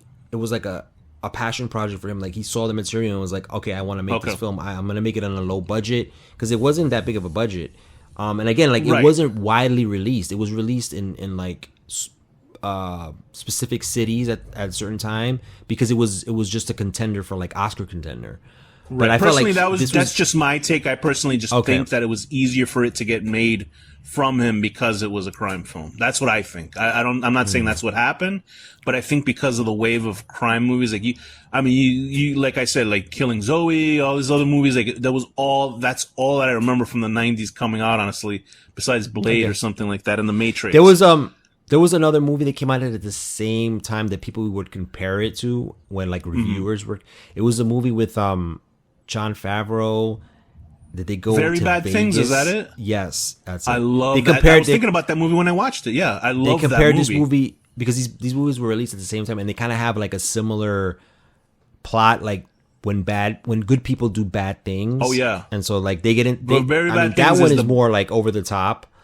But this one, I love that movie, but it is a comedy. It's a dark comedy. To me, honestly, it was the darkest comedy I've ever seen in a theater. Like I can't imagine a darker comedy than that. Like, there's dark comedy in Tarantino films because of the characters, but that was literally like a dark, like bleak, like just for the main character, what happens to him at the end of that movie is a super dark film. Like I was just like, I remember as I watched it, I couldn't believe when I was watching what was happening in the movie. I remember Roger Ebert reviewed both movies, and he was like, "This is an example of a good movie done well and done horrible." And he was talking about Very Bad Things was horrible. He hated it. He was like, I remember watching that movie when it came out. Like I remember liking it, but I never I don't know. I never got a chance to see it. Never revisited. Yeah, that's fine. I remember watching it in the theater thing, and it was great. It was just super fucked up. I just couldn't believe that I saw that. I was like, wow. I was like, it was so different from every other film, and that's why it super bombed. Like, it made no money, that movie. Yeah. But I appreciated that, like, it had the balls to do that type of film back then. While you were watching that, I was watching A Simple Plan. Hey, remember while I was watching Tank Girl, people were watching Pulp Fiction, so go figure. Hey. That wasn't making the grade. Although I wouldn't put Very Bad Things in the league of Tank Girl being a terrible movie. But yeah, Sam Raimi, now he does... That's what I was talking before, like what happened to Sam Raimi. Like I saw I'm not as forgiving anymore of Marvel films anymore. I was never really forgiving of Marvel films and the MCU type of films. Like I know they're sort of like if you're watching a movie for 20, like, okay, so obviously the biggest equalizer between you and I is that you kept watching The Walking Dead until its very end. So you had to forgive stuff while watching it. This is what I do with Marvel because I've seen most of it. Like I found myself not watching the television shows or anything like that. So, but just to see the Marvel stuff, like I saw Multiverse of Madness, and to me already that's a horrible name for a movie because it's called Doctor Strange and the Multiverse of Madness. Sam Raimi directs it. It feels even less of a Sam Raimi film than traditionally, in the sense if you're going to see his sort of wacky sort of camera stuff like from Evil Dead or anything like that. If you're going into a Sam Raimi movie looking for that's what I mean. It feels even less of a Sam Raimi. It feels like a corporate film. There's only one sequence where there's like scene after scene where it's just taken over. I don't know why I'm forgetting the name of that kind of phrase. What does he do? When he puts holy shit! I think I've lost my mind. when they time jump, when they like no. When he montages, when he does montage scene, he does this his specific type of montage. I don't know if you've seen Multiverse of Madness. I have. But there's a montage scene. There's a montage scene towards the middle of the film. I was like, holy shit! This is like when he's going through through all the multiverses. Right. Yeah, and that's like that's but like that lasts for like 10 seconds, and I'm like, this is all we get. Better than the whole movie. But I'm not talking about that scene. I'm talking about another scene actually, when Wanda gets her crown or something like that. Either way, that's why I was like, man, what happened to Sam Raimi? Because now, like, I think of Spider-Man 3, which people now love. I guess because I don't know why. I never hated it, but I never hated it. I remember It's not was as in good. college at the time. It's not as good. It's not as good as the I other remember ones. I was in college because the Spider-Man 2 was incredible. But I remember we're gonna Right. get to the movie, but let's just get off this little Sam Raimi thing for a second. But I remember I was in college and I skipped my class. Like I walked out of my class early, right, just to get my name on in the attendance, and I ran out and I ran to see Spider-Man 3. And then when I'm watching, I was like, shit, man, I should have stayed in class. Like after the movie was over, that's how much I was like, this is horrible. Like, and obviously his hands were tied because the corporate wanted to shove Venom into the movie, and he hated Venom as a character. He wanted it to be the Vulture, but they were like, no, put Venom in this movie. So then they like rewrote it, and it does have a connection to this film because it has one of the single worst acting scenes I've ever seen in my life in a movie, which is Bill Paxton's dad, who also appears in A Simple Plan. I think he's one of the old farmers that comes in to like he's haggling with him. But remember, his father, Bill Paxton's father, plays the butler that reveals that. Oh yeah. That was in that the was worst a bad acting scene. I've ever seen in a movie. And I don't think he's probably a bad actor. I don't even know if he was an actor. But he was like, "Your father said," and I was like, "Holy shit!" Like I was like, I can't believe I just got like expelled from the movie watching this shit. Because I still watch Spider-Man 3 sometimes, and when that scene comes up, I'm like, fuck, what is this? What happened, bro? I'm like, but again, I don't hate it as much as many people as other people do. I don't hate it anymore because there's some scenes obviously through the internet and memes. With the bully, what do they call it? Bully, the main actor in the film, they call him Bully McGuire. There's all the scenes where he has his goth hair and he's like being an asshole. Like that has made me like appreciate just, I wouldn't sit through the movie again, but I'll watch it in scenes. Anyway, and that's what Sam Raimi from then on, I was sort of like, besides the anomaly of, Drag Me to Hell, I haven't seen anything else really from him. Like, I wouldn't watch the Wizard of Oz movie because that's like a two punches in the guts with James Franco. Like I don't want to see a James Franco movie unless like it's a weed movie with Seth Rogen. But that's where I stand with Sam Raimi at the moment. Hopefully he'll come back and do something great again. But we're traveling back in time when Raimi gave a shit, I feel. And he worked on A Simple Plan, a good movie. he did direct a pilot to Ash vs. Evil Dead. Oh, that's true. That was fun. So I feel like he still has his mojo. Yeah, he just needs to find the correct project. He needs to stop doing these fucking superhero movies and do like a down and dirty horror film or do like another drama. Yeah. And that's it. So anyway, back to A Simple Plan. So that was my history. I didn't watch it until recently, and I'm glad that I did watch it. And you said these two neo-noir films. So why don't we get into what the film is actually about?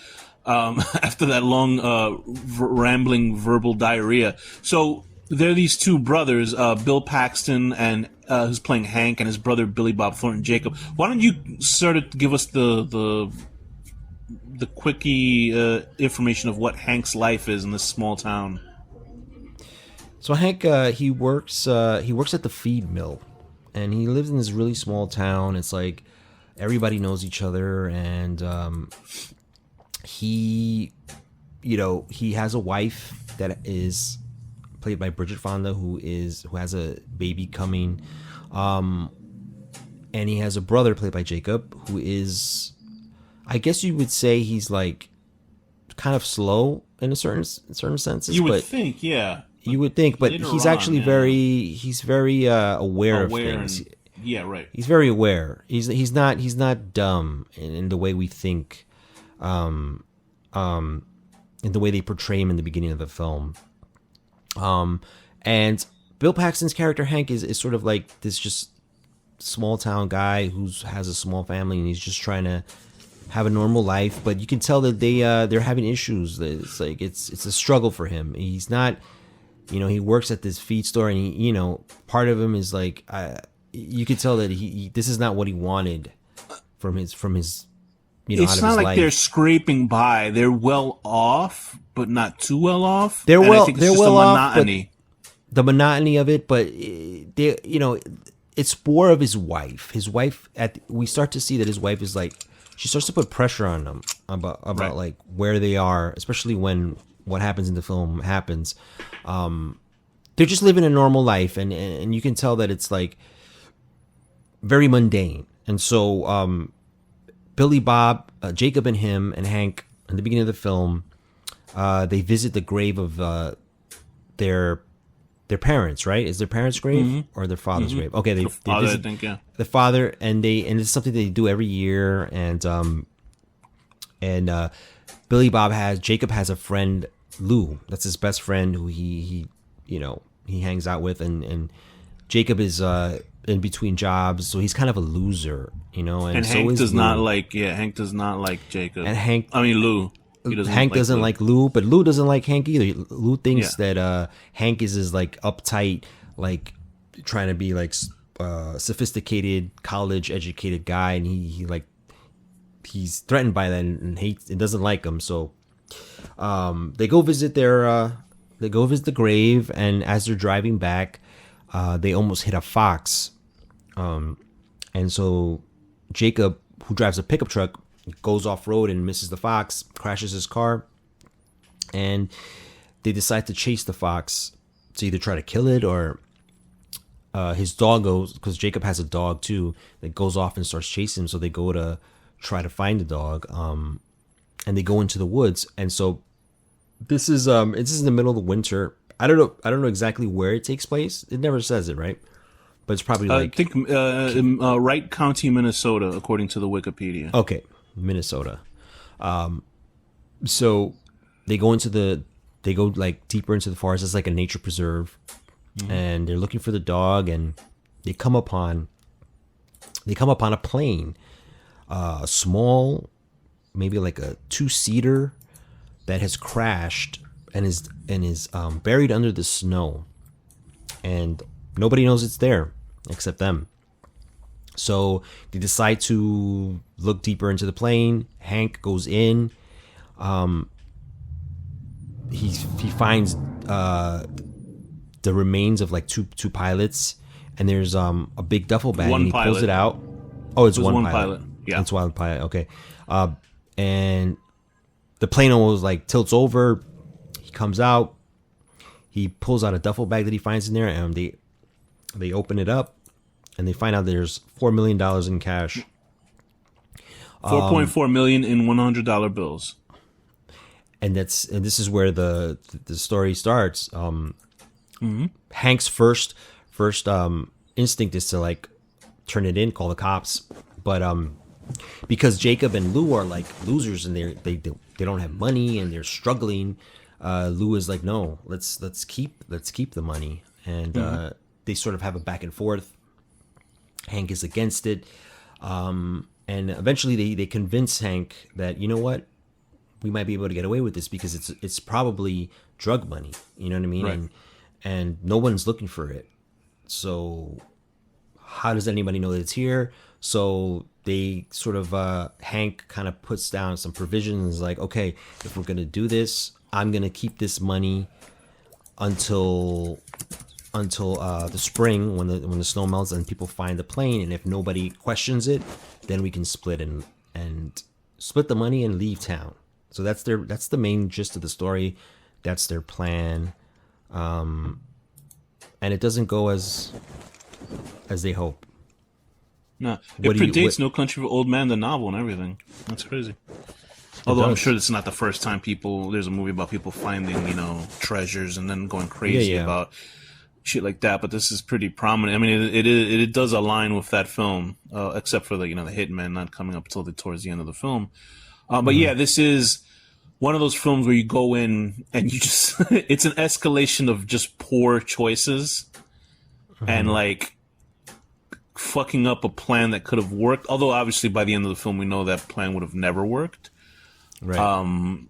I think because it's one of those films where I watch him and I cringe when I watch it. Not cringing like I hate the movie. I cringe because I was like, oh, what are you doing, you stupid bastard? Like Billy Bob Thornton goes out of his way to fuck up 4 or 5 times in this movie. Both of those guys, the two characters. And it's a movie. Yeah, like you said, it's a movie of escalation. It's escalate. Yeah. It's slowly escalating. They keep making more bad decisions. Things keep snowballing, and like you said, like they get to they finally decide to they count the money first of all, they're counting the money in the back of the pickup truck, and then the cop comes, the sheriff of the town comes, and so they hide the money. And it's a great scene because Bill Paxton goes up to him and it's like, hey, what's going on? And he asks why they're here, and he's like, oh, well, we chased the fox into the woods. And then Billy Bob Thornton's character Jacob comes out and is just automatically, the first thing he says is, did you tell him about the plane? And you're like, I was just like, oh, you what? Asshole. And then Bill Paxton's face is and it's funny because the sheriff is played by he's just like, you see him going, oh, this dumb fuck. It's the sheriff is Carl, played by Chelsea Ross, and he was like one of those actors you see him everywhere. I think he's still working. He's a great actor. But it's like astonishing at how much of these characters grew up. So let me just do two things. It's like because Billy Bob is acting in this. He didn't write this one, but this movie has like and obviously Bill Paxton is the lead of this film also. And so this is the one where I was just like, there was sort of iffy acting, but it's not in the film itself. It's in the voiceover.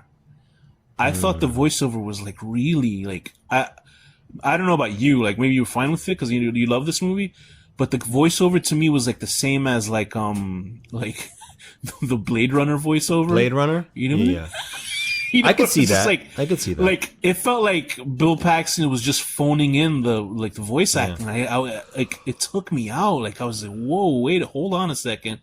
So I don't know what that is because he's such a good actor in the film, because he's playing, and I don't know what the thought is. And obviously I pick on small things that probably have no, impact on the film at all. But I know that part. That's the only thing to me where I was just like, why is he like delivering the lines this way? Like it felt a little bit weird, But other than that, like, go ahead. No. The thing about it is that the good thing about it is that there's not that much voiceover in the movie. No. It's only in the beginning. It's like a bookend.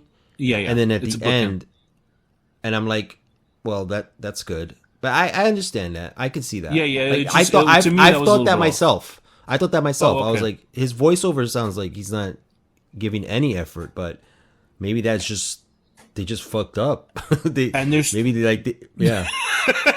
Raimi was fucked up. Already like asleep at the wheel by the end of it. Yeah, he was like, just go in and record it, and that's it. He goes, you're gonna direct me? No, I gotta go to the bathroom. But exactly. But also Billy Bob, like, because he's sort of playing, it's almost like a cartoonish character at the beginning of the film, where he's sort of like a simple-minded or simpleton kind of character, like a nice guy who's just like getting corrupted in real time. But like towards the end of towards the latter half of the film, when he's like, the morality is really coming to him, and there's that scene where he's like, there's like scene after scene where like Billy steals the fucking movie. Like honestly, to me, because the scene where he's talking about a girl who was paid $100 to date him for a month, fucking incredible. I mean, we'll get to that, but it's just incredible how like automatically, because like I never looked at them as really a villain, but I felt he was such a bumbling fool that he's sort of a fuck up villain. Do you know what I mean? Like a not on purpose bad guy. It's just that he keeps screwing up, that he's fucking it up for the hero. And since I never watched the movie, I just by the look of him, I thought he was like a bad guy in the film. When I would see the trailer for it, I was like, oh, he's gonna fuck his brother over, which he does, but not on a way on purpose.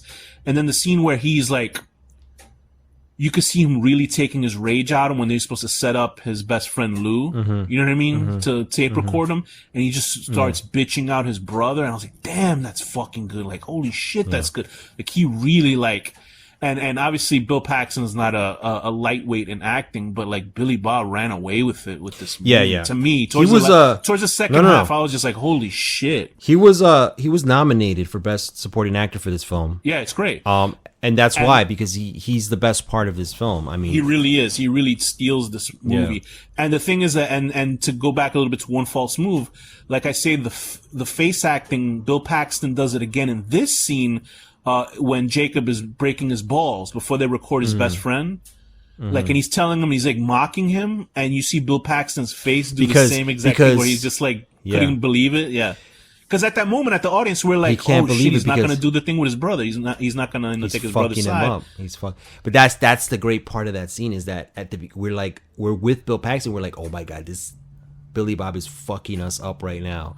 He's really going against us. And then he switches it, and he's actually on his brother's side.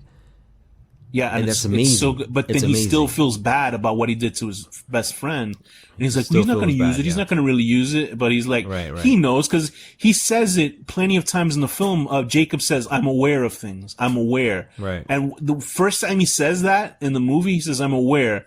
I was like, oh, he's way smarter than what we see of him at the moment. He kind of might be bumbling and shit. But he's one of those people, like, he's one of those, not a hindsight guy, but he's able to kind of collect information and use it in the best way possible. But he still doesn't make the best decisions out of it. But he is fucking great in this movie. Not to say he did anything bad in One False Move, but this is like a real sort of showing of his talents in this. Like, the talent was in his writing in One False Move, and his acting is the talent in this one. Sure. So I mean, it's incredible. But I think also even Bridget Fonda, because she's like basically an innocent person, and then she is slowly getting corrupted, and her decisions are helping fuck things up big royally as well. Like when she's telling them, "Oh, you should just put 50,000 back," when she wakes up in the middle of the night. Yeah, she's really like the brains behind the operation. Once Bill Paxton shows her the money, she becomes the brain. She's literally telling Bill Paxton what to do. And all her decisions end up backfiring. And Bill Paxton's like, "What the fuck?" Like, and she has a great monologue too, when she like basically says, "Listen, I don't want this boring life," you know. And I was like, "Oh shit!" And it's funny because we can all say, "Oh, we'll take the moral high horse and shit," and say, "Oh, she's an asshole," but we all would think the same thing. You know what I mean? Like, at least I would be like, "Fuck!" If I had an easy way to sort of not have to worry about the next day or doing the same bullshit over and over and living a life that you can, as you know, with as infinite possibilities, why would you spit in that opportunity's face? And you know, she is a bad person because the money has corrupted her by then. But because she's like, the fact that her husband has killed like 2 people by the time this is going on, and she's just still thinking about getting away with the money, shows that, you know, she's like totally like gone on the other side. I feel like she was always feeling that way. She was yeah. You know what I mean? Absolutely. Like the characters in Fargo, Yeah, but it wasn't to the extent of like that she would commit crimes. She was just like probably like so unhappy with like this mundane life. Right. And she's sort of like faking it. Like even when they're having a baby, she's kind of like, you know, she's happy. She seems like she's happy about it, but like she's deep down, she wasn't. She was kind of miserable. So this brought it out in her. This might be too like overthinking it, obviously, because she's a librarian. So she's probably read books about people that are much more fascinating and having more adventurous lives than she is. So that whole probably like, you know, comes into it. Probably not, but that's still a good way to have that character who's like, you know, thinking about things like this. Maybe it's in the novel, so who knows? But so we've also got Lou is great too. Like the part where he's like, he's so dumbfounded, Brent Briscoe, when he's like dumbfounded that Jacob was in on it while he's drunk, and you see the vapors of the alcohol like disappearing from his eyes when he's figuring out that even his best friend put him up to it. Because like it sobers him up. Yeah, Jacob feels Lou is more of a brother to him than Hank, because Hank is all around like highfalutin, and Jacob has always had something against his brother Hank, because Hank was the one who went to college and was supposed to make something of himself. And the father, you know, broke his ass, paying for him. And that shut the farm down, and the father supposedly has killed himself. Do you believe that story, that the father has killed himself, or not? Yeah, I believe that. Yeah, I think so, because I don't think there's any reason for him to do that. He doesn't seem like, Jacob doesn't come off as malicious. Like, he doesn't come off as like... He's not malicious. Like, he was probably protecting Hank, because he's the older brother. But that's another great scene when Hank invites him over for dinner, and you know, even Bridget Fonda's like, her reaction to that was like, he's staying for dinner, you know what I mean? Like, I don't know, she comes off as an asshole at the she is an asshole because she suddenly has this money. She sees I wouldn't have put past by her, like, after, you know, to find a way to get rid of the brother, and even though she doesn't explicitly say something like that, it feels eventually that's what something she would do, like to like blackmail everybody for them to keep the money. That's how I feel it would be. Yeah, I mean, it's it's crazy what she does, what she ends up doing. But again, that scene is great when they're having dinner, and then Jacob starts to tell him like what really happened to his father, and he's like, wait, Dad wasn't an accident. He's like, and he tells him, this is a great line. He's like, come on, Dad took that road every day for like 20 years. Like, you think he drove off the road? Like, it was on purpose. It might mirror the old man driving his, getting planted to look like he drove his ski. Absolutely. Thing off the fucking bridge. It makes you think of that. Yeah. So Hank is still a complete bastard compared to Sarah, though. Like Blake, he might be all morally high ground, but he's still killing people. I don't think he's going into the room where he's trying to calm down the wife of a guy whose brother just killed her husband. And then she's shooting with a pistol. Instead of running out of the room, he's just taking out the shotgun and killing her. Do you know what I mean? So it's just like he's not necessarily a good person either. And Sam Raimi did find a way to put a little horror in the movie with the plane scenes, with the corpse and everything. Like, I remember that shot where the corpse, like, the plane destabilizes and the corpse hits its head, and then you see frozen blood hitting the floor. And there was no reason to show the frozen blood hit the floor, but it was still cool. Like, you know what I mean? So that, like, those were crows or ravens. I'm horrible at. I guess they were crows. Yeah, because they were with the corpses. So I mean, like, what aspects of the film worked? Go ahead. No, go ahead. What are the aspects of the film that worked for you? Like, what scenes really stuck out for you that you were like, shit, man? Like, because you love the film. So what are the scenes where you're like, I love this the film. Great. There's a few scenes that are really good. I mean, when they discover the money, that's a great scene. The scene when the sheriff comes and then Jacob, like, they come up, him and Luke come up with this plan to just like tell them about that we heard a plane, just so it like we seem less like we would be part of it. You know what I mean? Which it kind of makes sense when you think about it. But then I'm like, it's really stupid. You shouldn't have said shit. I love that scene. I love the scene. I love the scene when they tried when Hank is sleeping, and then when Bridget Fonda first, like, she comes up with the first plan. She's like, why don't you go and put back some of the money, so if somebody finds it, they think that's what the money is. And I love that scene that comes after that when he takes Jacob back to the plane, but the I guess it's a hunter or somebody. He's on like a jet, not a jet ski, a snow, whatever that's called, snowmobile, and Jacob,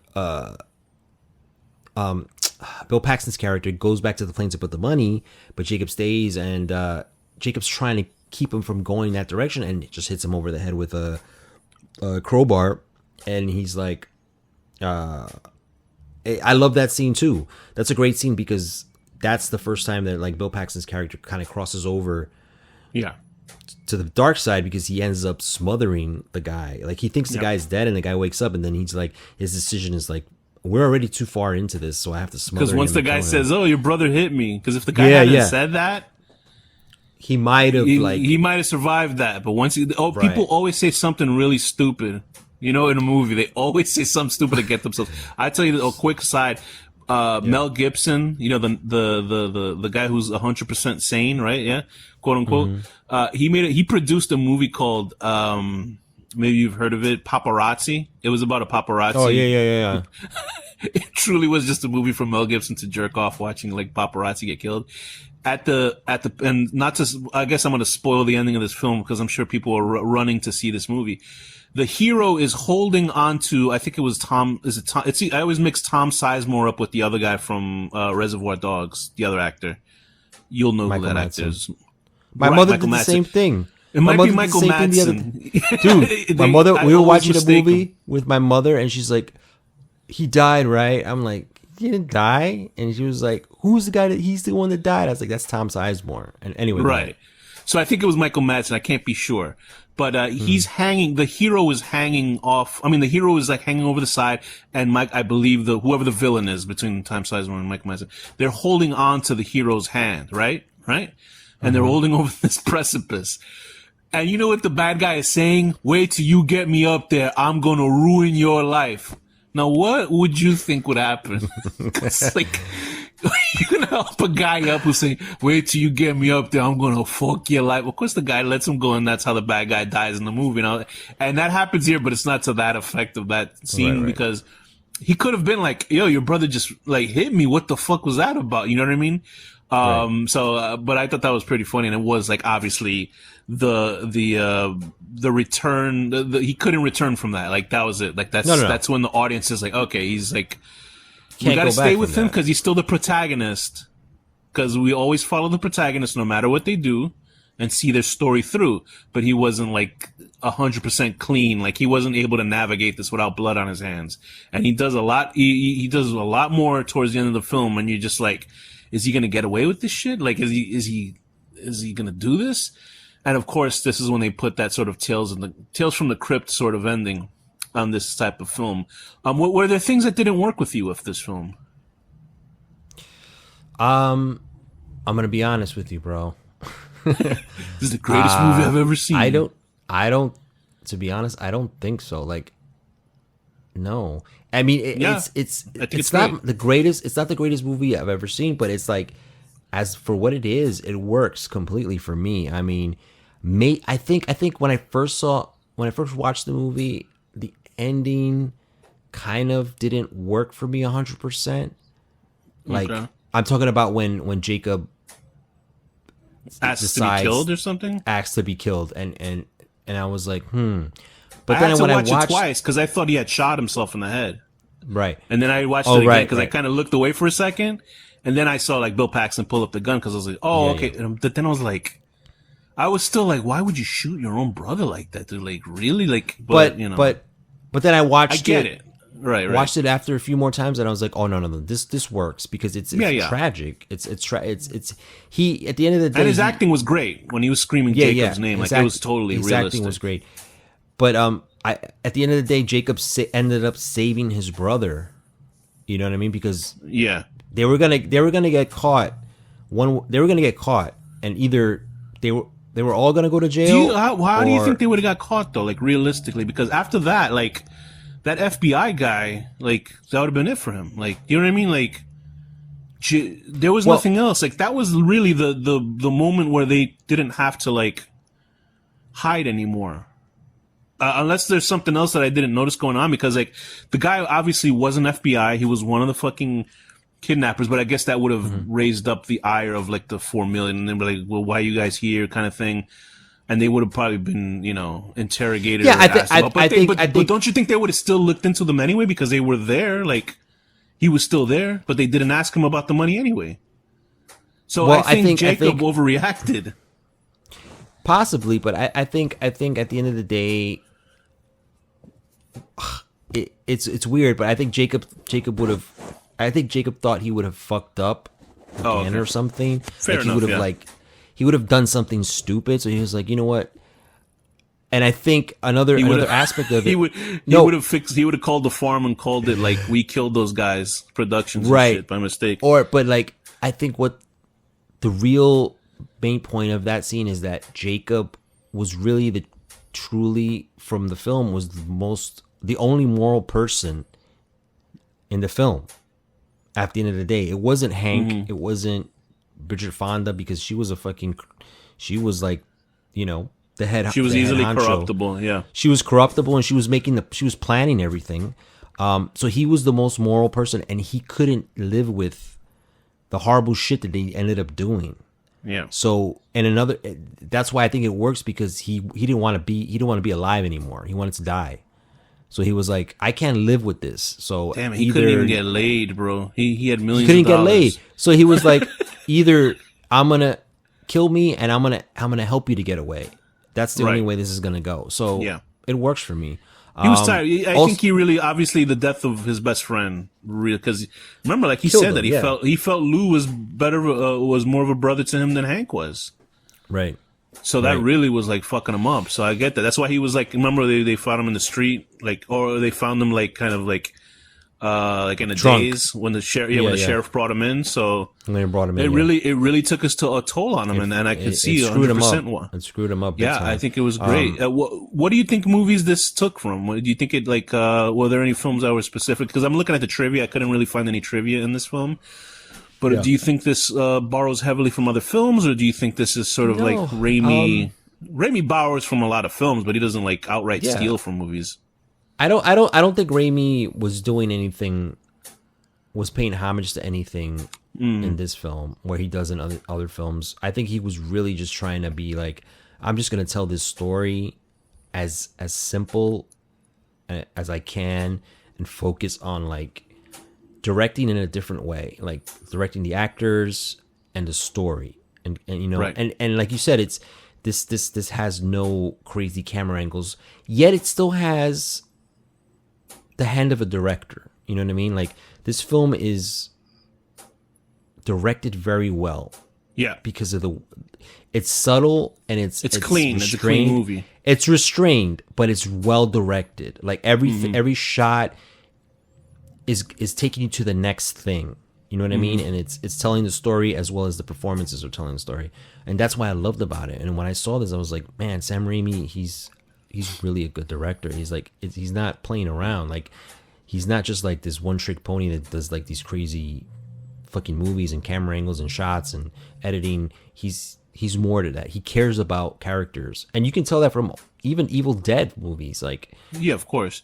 I wonder though, had he made this film, obviously the movie wouldn't have been made if this was like the movie he made instead of Crime Wave. You know what I mean? If he had done this type of film instead of sort of riding that like wackiness, do you think his career would have been in a different stratosphere? Do you think it would have been like I don't think, maybe it could have, but I don't think he's like a disrespected director. He's not disrespected. I think people sort of expect more of like, they want more of a Evil Dead film than say this or well, before this film, that's what they expected. True, but I feel like after this film, they were like, okay, he has potential. We know that he can do all this. And he followed this up with like, he did A Simple Plan, The Gift, and then he did that other movie with Kevin Costner that he's like a baseball player, For Love of the Game or something. I never watched that film, but that he did like three, like one. I think that's like a romantic, not a comedy, but like a romantic drama kind of film. So I feel like he was really pushing himself to do other things. I am shocked right now that he directed the Hudsucker Proxy, because I would have thought Ethan and Joe Cohen did that. Even though it was written by them, I really thought they directed that just from the commercials. Okay. They did direct it. They did. No, it says, let me see. No, Sam Raimi didn't direct it. Oh, okay, I'm wrong. He produced He's in it. No. He's in it. What am I reading? Why does it say it's known by? Okay, thank you for correcting me, because I was just that's fine. It Bruce says Campbell's like, in it too. Hold on. Bruce Campbell's in it, and then Sam Raimi plays he plays a shadow. Like you see a shadow through a window. Oh, he wrote on Hudsucker Proxy. You know, because I was looking at the wiki and I was like skimming through, and I was like, this motherfucker directed Hudsucker Proxy? That makes no sense. Okay, so he didn't direct it. He wrote some of it with the Coen brothers. Okay. But the Coen brothers and Sam Raimi have like similar styles in certain ways, like when they were younger. Okay. Like you look at Raising Arizona, and that feels like a Sam Raimi film. I can see. I can see that completely. You're right. But this film, again, I just love the restraint. I love that it's focused on the characters and the storytelling. Like I love the scene where I also love the twist when we find out that the FBI agent is one of the brothers. You know what I mean? How did that get away? How did that happen? Like, I know it's supposed to be a suspense of disbelief. No, it's great. I like that because Gary Cole is really good, because Gary Cole is like he can be a very scary guy. Although I'm trying to figure out where I really seen Gary Cole in. But, like, that was great that he was, like, the bad guy. And, like, when he's trying to warn Carl, he's like, no, turn around, you know? And the wife was actually right on it. She was trying to save his ass. She was right on that. I love that scene when she calls him in the police station, and he's on the phone with her, and she's like, I called him, that's him, leave now. And he's, like, trying to, like, he can't say anything. I think the suspense in that scene is amazing. Again, this is I just love the character moments, you know. There's even that scene when Billy Bob, like, he's staying over their house and he's like, do you ever feel evil? You know what I mean? Like, I feel like Billy Bob, it was really the toll was on him. Like, all the shit that they were doing. Like, and that's why I feel like the ending, he had to go because he couldn't live with this. But I don't know. I love it. I love the music too. Danny Elfman did the score. Mm-hmm.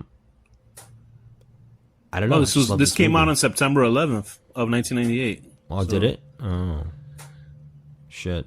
One of the only good things related to that fucking date. But yeah, I think, and also sort of that wacky end. It's not wacky, obviously, but the part where the two police officers are like sort of over explaining the $4 million to him. Like, they don't have to. They're doing that for the audience, really. Because they could have just said, okay, goodbye, because they don't have to say anything. Yeah. But they're like, we wrote down all the serial numbers from all those $100 bills. But it still works Fuck. because it fucks them up at the end. Because you're like, no, I know that. Never It's just for us to laugh at him at the like, just be like, oh, you got fucked, bro. It's amazing. All this you did, all those bodies for nothing. For nothing. It's Bill Paxton's expression too, where he's just they're telling him, and it's just like he's like shocked. The shock is coming over his face, like, fuck. And then he just burns the money.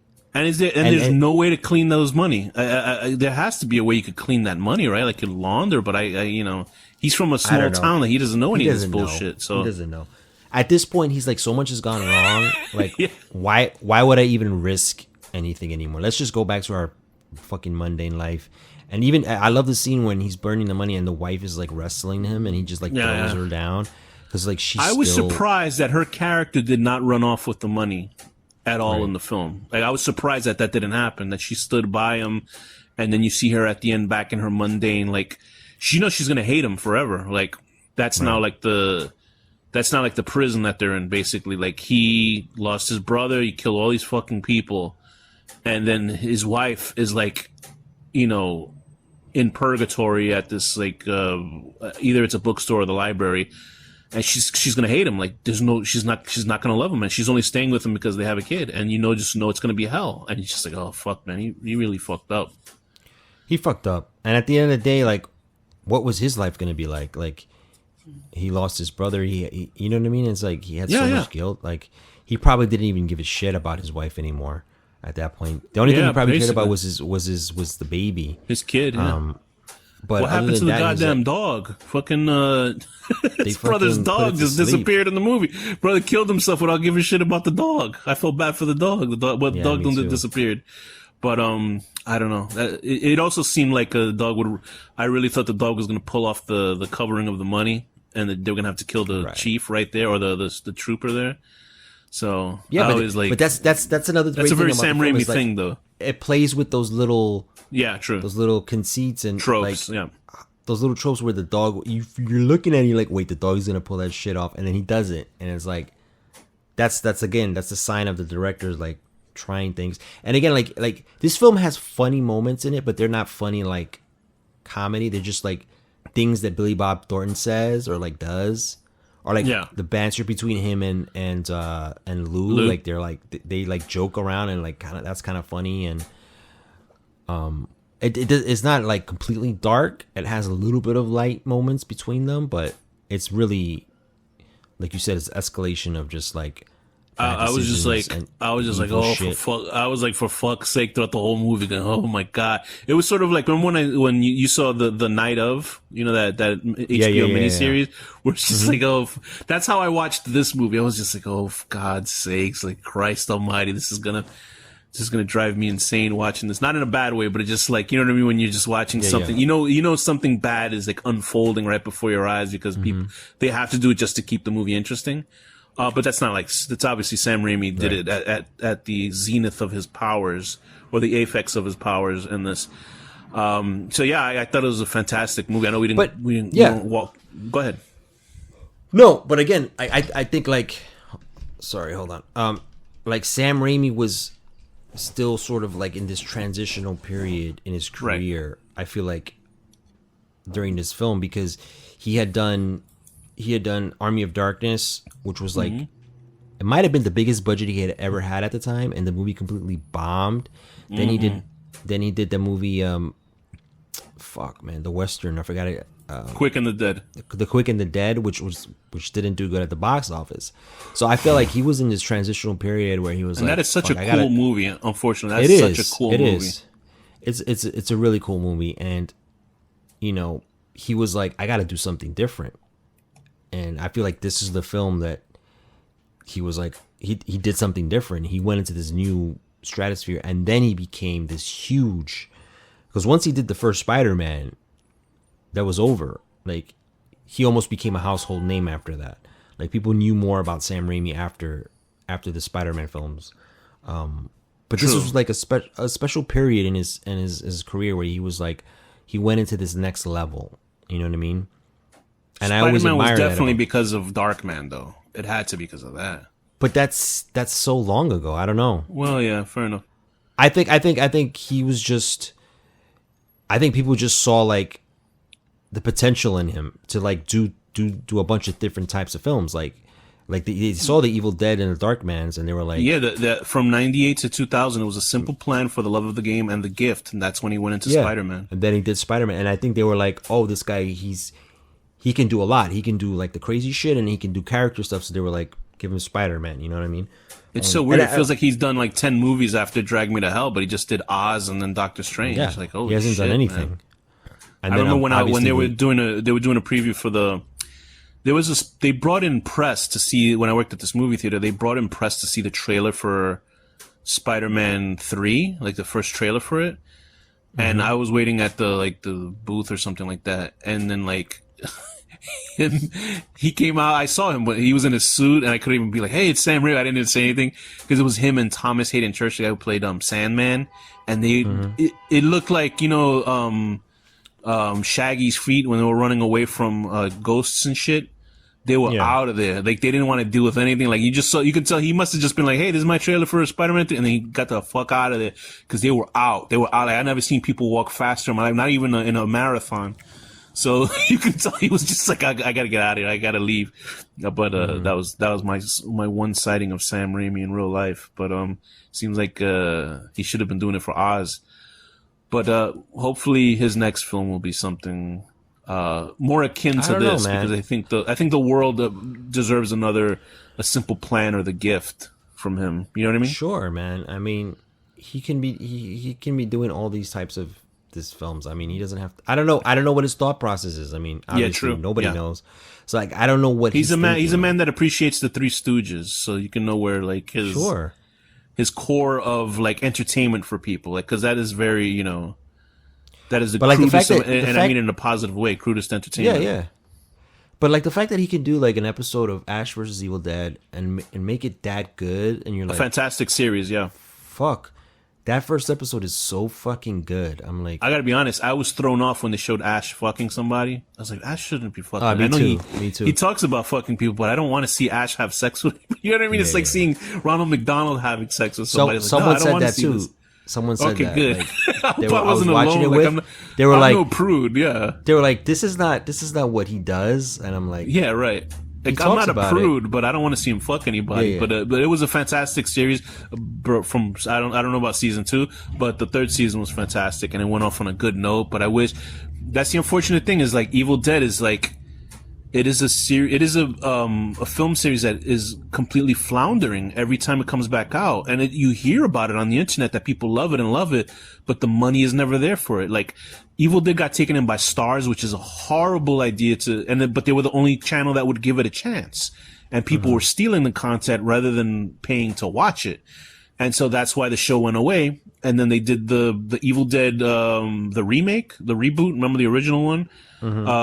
With the female Ash in it, and you hear people talking about it. But if that movie really made money, there would have been an Evil Dead Part 2 right after, and it didn't. Only Evil Dead Rise came out way later, But this one made money though. This one made money. I would Evil think Dead so. Rise. I don't know if it made the same money. You know what I mean? I don't know. It made more than the reboot. It made more than the reboot. It made more. Yeah, it made like 67 million. And then it made like 150 worldwide. Okay, then that's and good. It was. I think the budget was low. It's like 12 million or something like that. Okay, so then that's good. That's good. But you know like, how theaters are like. No. But that movie did. But I mean, it wasn't. I didn't love it either. So no, yeah, same. I didn't care for it actually. I thought there's nothing new about the Evil Dead films that I feel are Evil Dead films besides the book. Not even the Deadites look like Deadites to me. Do you know what I mean? So I mean, but this isn't an Evil Dead bashing episode. We've already done that. No, I get you. But I think see, the thing about those films is those are the type of films that you cannot continue them without the original creators, because they have such a distinct stamp on it. That's like, why the show was so good. Yeah. Once you turn it to something else but keep the name, then it's just another generic movie. It is. It's not even Evil Dead anymore.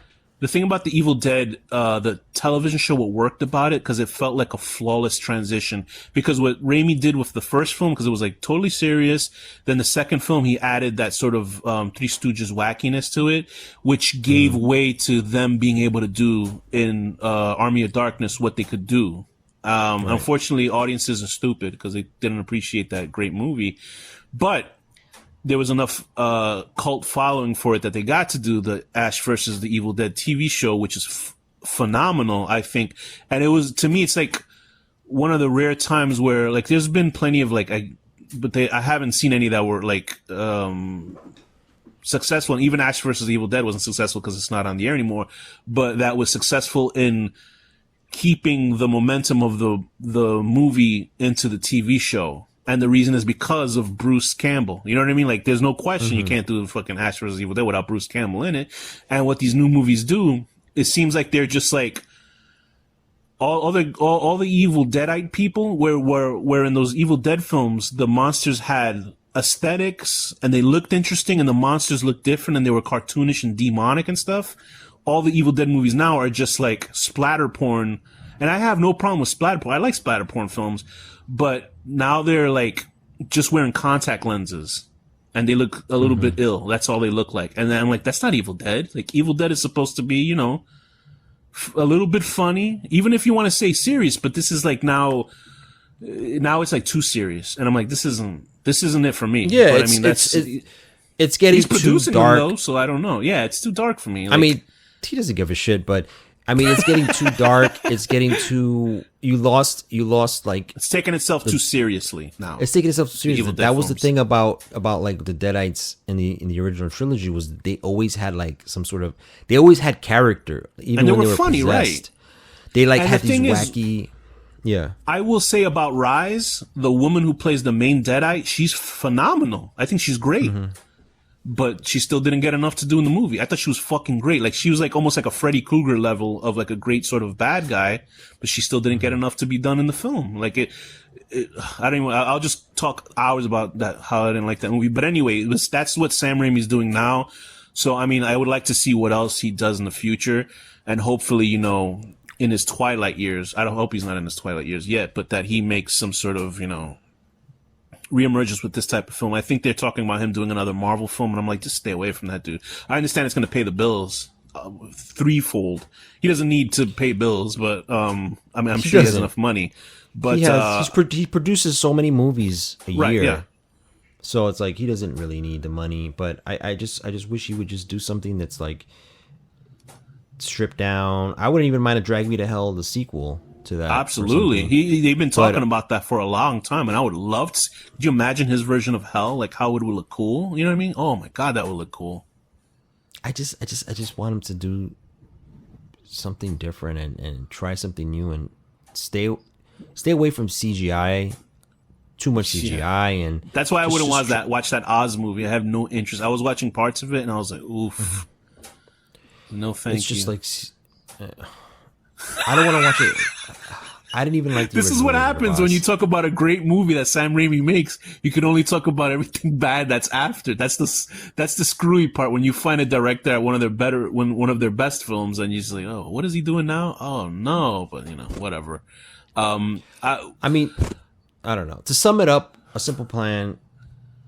I just love this movie because it just showed Sam Raimi in a different light. Yeah, and that's what I was impressed about it. When I first saw it, I was like, man, he really showed people. He made a serious film, and he didn't use any tricks. And I think it's a great script. It's written extremely well. It's acted well. Billy Bob Thornton gives an amazing performance. It's just it's a great film. It says a lot with it says a lot with a director who's usually very stylized when he takes sort of a journeyman approach to a film, but the material comes out much better than just sort of any sort of journeyman film. It's sort of like, like when you look at a Steven Soderbergh, and you realize, oh, he directed that. Oh, he directed that, because Steven Soderbergh off the bat seems to direct anything. You know what I mean? Like, he just, like, all his films are so radically different. I think I've only seen, I'm sure I've seen some Steven Soderbergh films and not realized that like, I saw Unsane and I was like, wow, this is a cool movie. So he's like one of those directors that he has no directing style. At least I think so. That he's able to kind of change his styles. But I think Raimi, we knew from his films a style that he has, because he innovated such visual styles. So when he tones it down for this type of movie, it's as impressive, because he's not, quote unquote, using his tricks to tell the story, and he's just using the actors to tell the story. And I think that's what really is impressive about this film. And the directing is, it's invisible. You know what I mean? It's not that he's not directing. He's probably directing this more than any of his other films, because he's focused more on like the storytelling. But you're not seeing it in the same way you see his other films. You know what I mean? Absolutely. He's not showy. And I feel like, you know it's funny, I feel like that's what David Fincher has become. Like, he really, not that he was ever super showy, but I felt like in his earlier films, he definitely was more stylized. And I think so too, he became very like simplified in all his films now. Even Mindhunter, like, he's not doing crazy shit. There's sometimes he has really cool shots and stuff and like sequences, but he's not focused on, even though his movies look very specific and his visuals are amazing, he's not focused on that. Like, he could already do that with his eyes closed, so he's like, I'm not even gonna worry about that. He's more focused on turning the background into something that is not. He's making sure that the background looks like something completely else. He's more focused on like what the characters are doing and how they're like, you know, how they're performing. Does Fincher change his DP a lot or no? No, he doesn't. He usually he'll like stick with somebody for like 4 or 5 movies and then goes to somebody else. Right now, the DP that he's been working with like on the last, like, he worked in Mindhunter, and then he did Mank, and then this new film he's doing with the same DP. So he's like done like 3 or 4 projects with this one guy. I still haven't seen maybe 1 or 2 Fincher films, but I feel like there's a specific look to how Fincher films, just aesthetically how it looks, and it always seems like there's like a dullness to the color of it that you can literally link each film up, and if you walked out of the movie, like before the ending credits, you would think the same movie's still going on, but it just radically changed the story. And I'm not taking that as an insult to Fincher, but there's something about his movies that. But that's the thing. That's what look like uniform. That's what makes him. That's what makes him a great director, because he can work with different DPs, yet the movie will look the same. You know what I mean? It's like, he's definitely tweaking something after they leave the room, though. He explained it that he doesn't like the color red or pink, so he'll take it out of the color. If you notice his movies, like even Mindhunter, people's faces are green sometimes, and that would be seen as a flaw. Like, people would be like, that's not the correct skin tones, but he doesn't even care, because he's like, I don't want to see pink, so he makes it that color. You know what I mean? Yeah, he's doing that, and obviously he's doing that like in post, but like he's shooting it like the lighting in a certain way, but it connects even with a different DP. It still like connects. It still looks the same from movie to movie. Like, if you put a reel together of maybe his earlier films, because he was shooting on film, sometimes it used to fluctuate, because film is like that. Sometimes you can't get the same look, you know. But like Seven looks a little bit different than like a little bit of his later films, because Seven, he uses very specific process to make it look really deep blacks. After that, pretty much, if you like put all his films in a reel, they would all look the same. You know what I mean? Yeah. But that's sort of like an OCD type thing. True.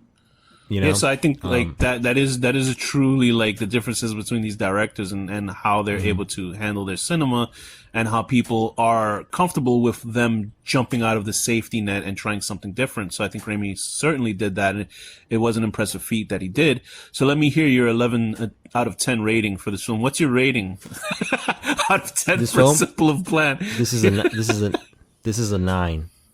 Nice. 9 out of 10. Yeah, I would give this an 8 out of 10. Those damn crows attacking you every time you're trying to get your hands on some cash. I know, man. So, any final words on the A Simple Plan / One False Move? By the way, why is it called One False Move? Do you know? I don't know. Is that a phrase? I remember. I only know of the phrase because of this movie. Because One False Move sounds something like a cop telling you not to like try anything funny. Do you know what I mean? Right. I wonder what that means. Let me see if there's a phrasing meaning for that shit, because it's gonna drive me nuts.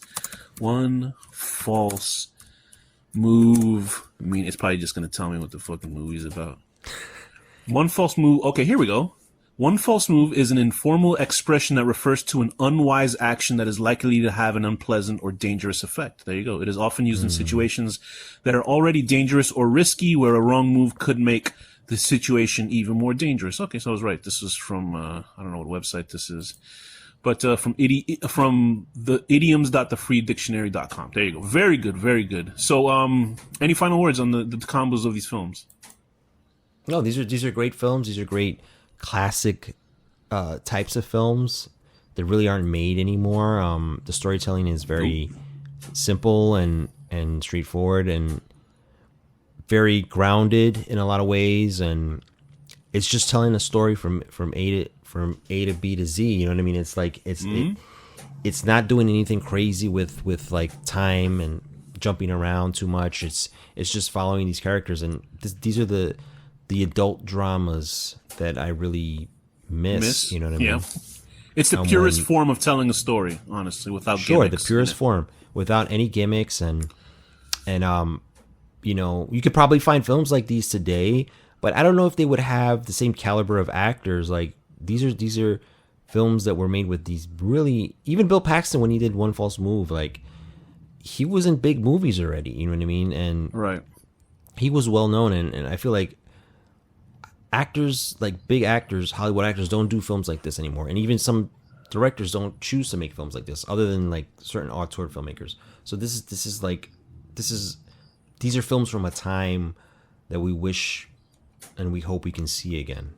True. I like I've told you before, I met Bill Paxton once when I was at that same movie theater, and he was at a screening for his film, because it was actually a packed theater for his movie. I'm trying to think of the name of that movie, Frailty. And he was out there. He was looking like he was shitting his pants. He was there with some other guy, because I guess that might have been like a handler or something. And he was just sort of there standing, watching outside. And I remember the look on his eye, because you could tell he was just sort of like, the theater was like about 20 feet away from us. And I was like, oh shit, that's Bill Paxton. Because I love Bill Paxton because of fucking Weird Science and Aliens. Right. He's fantastic in those movies. And I was just like, congratulations. That's all I said to him. He goes, thanks, buddy. And I don't know if I remember I shake his hand or not, but I was like, oh, that's Bill Paxton. That's cool, you know? And then, you know, unfortunately we lost Bill Paxton because fucking, that's what happens in life. But he was a solid dude. He was a very nice guy. And glad that as people that watch cinema got to see him do his thing on film, you know? It was great to see such a talented actor who got to direct a really good film. Go see Frailty. That was a great film. And he got to act in some of the greatest like genre films and even straight films around. And there's a reason why people were sad when he passed on, because he was so fucking talented and he seemed like such a genuine nice guy. So that's all I got to say. But with that, Deckard, give me one final word.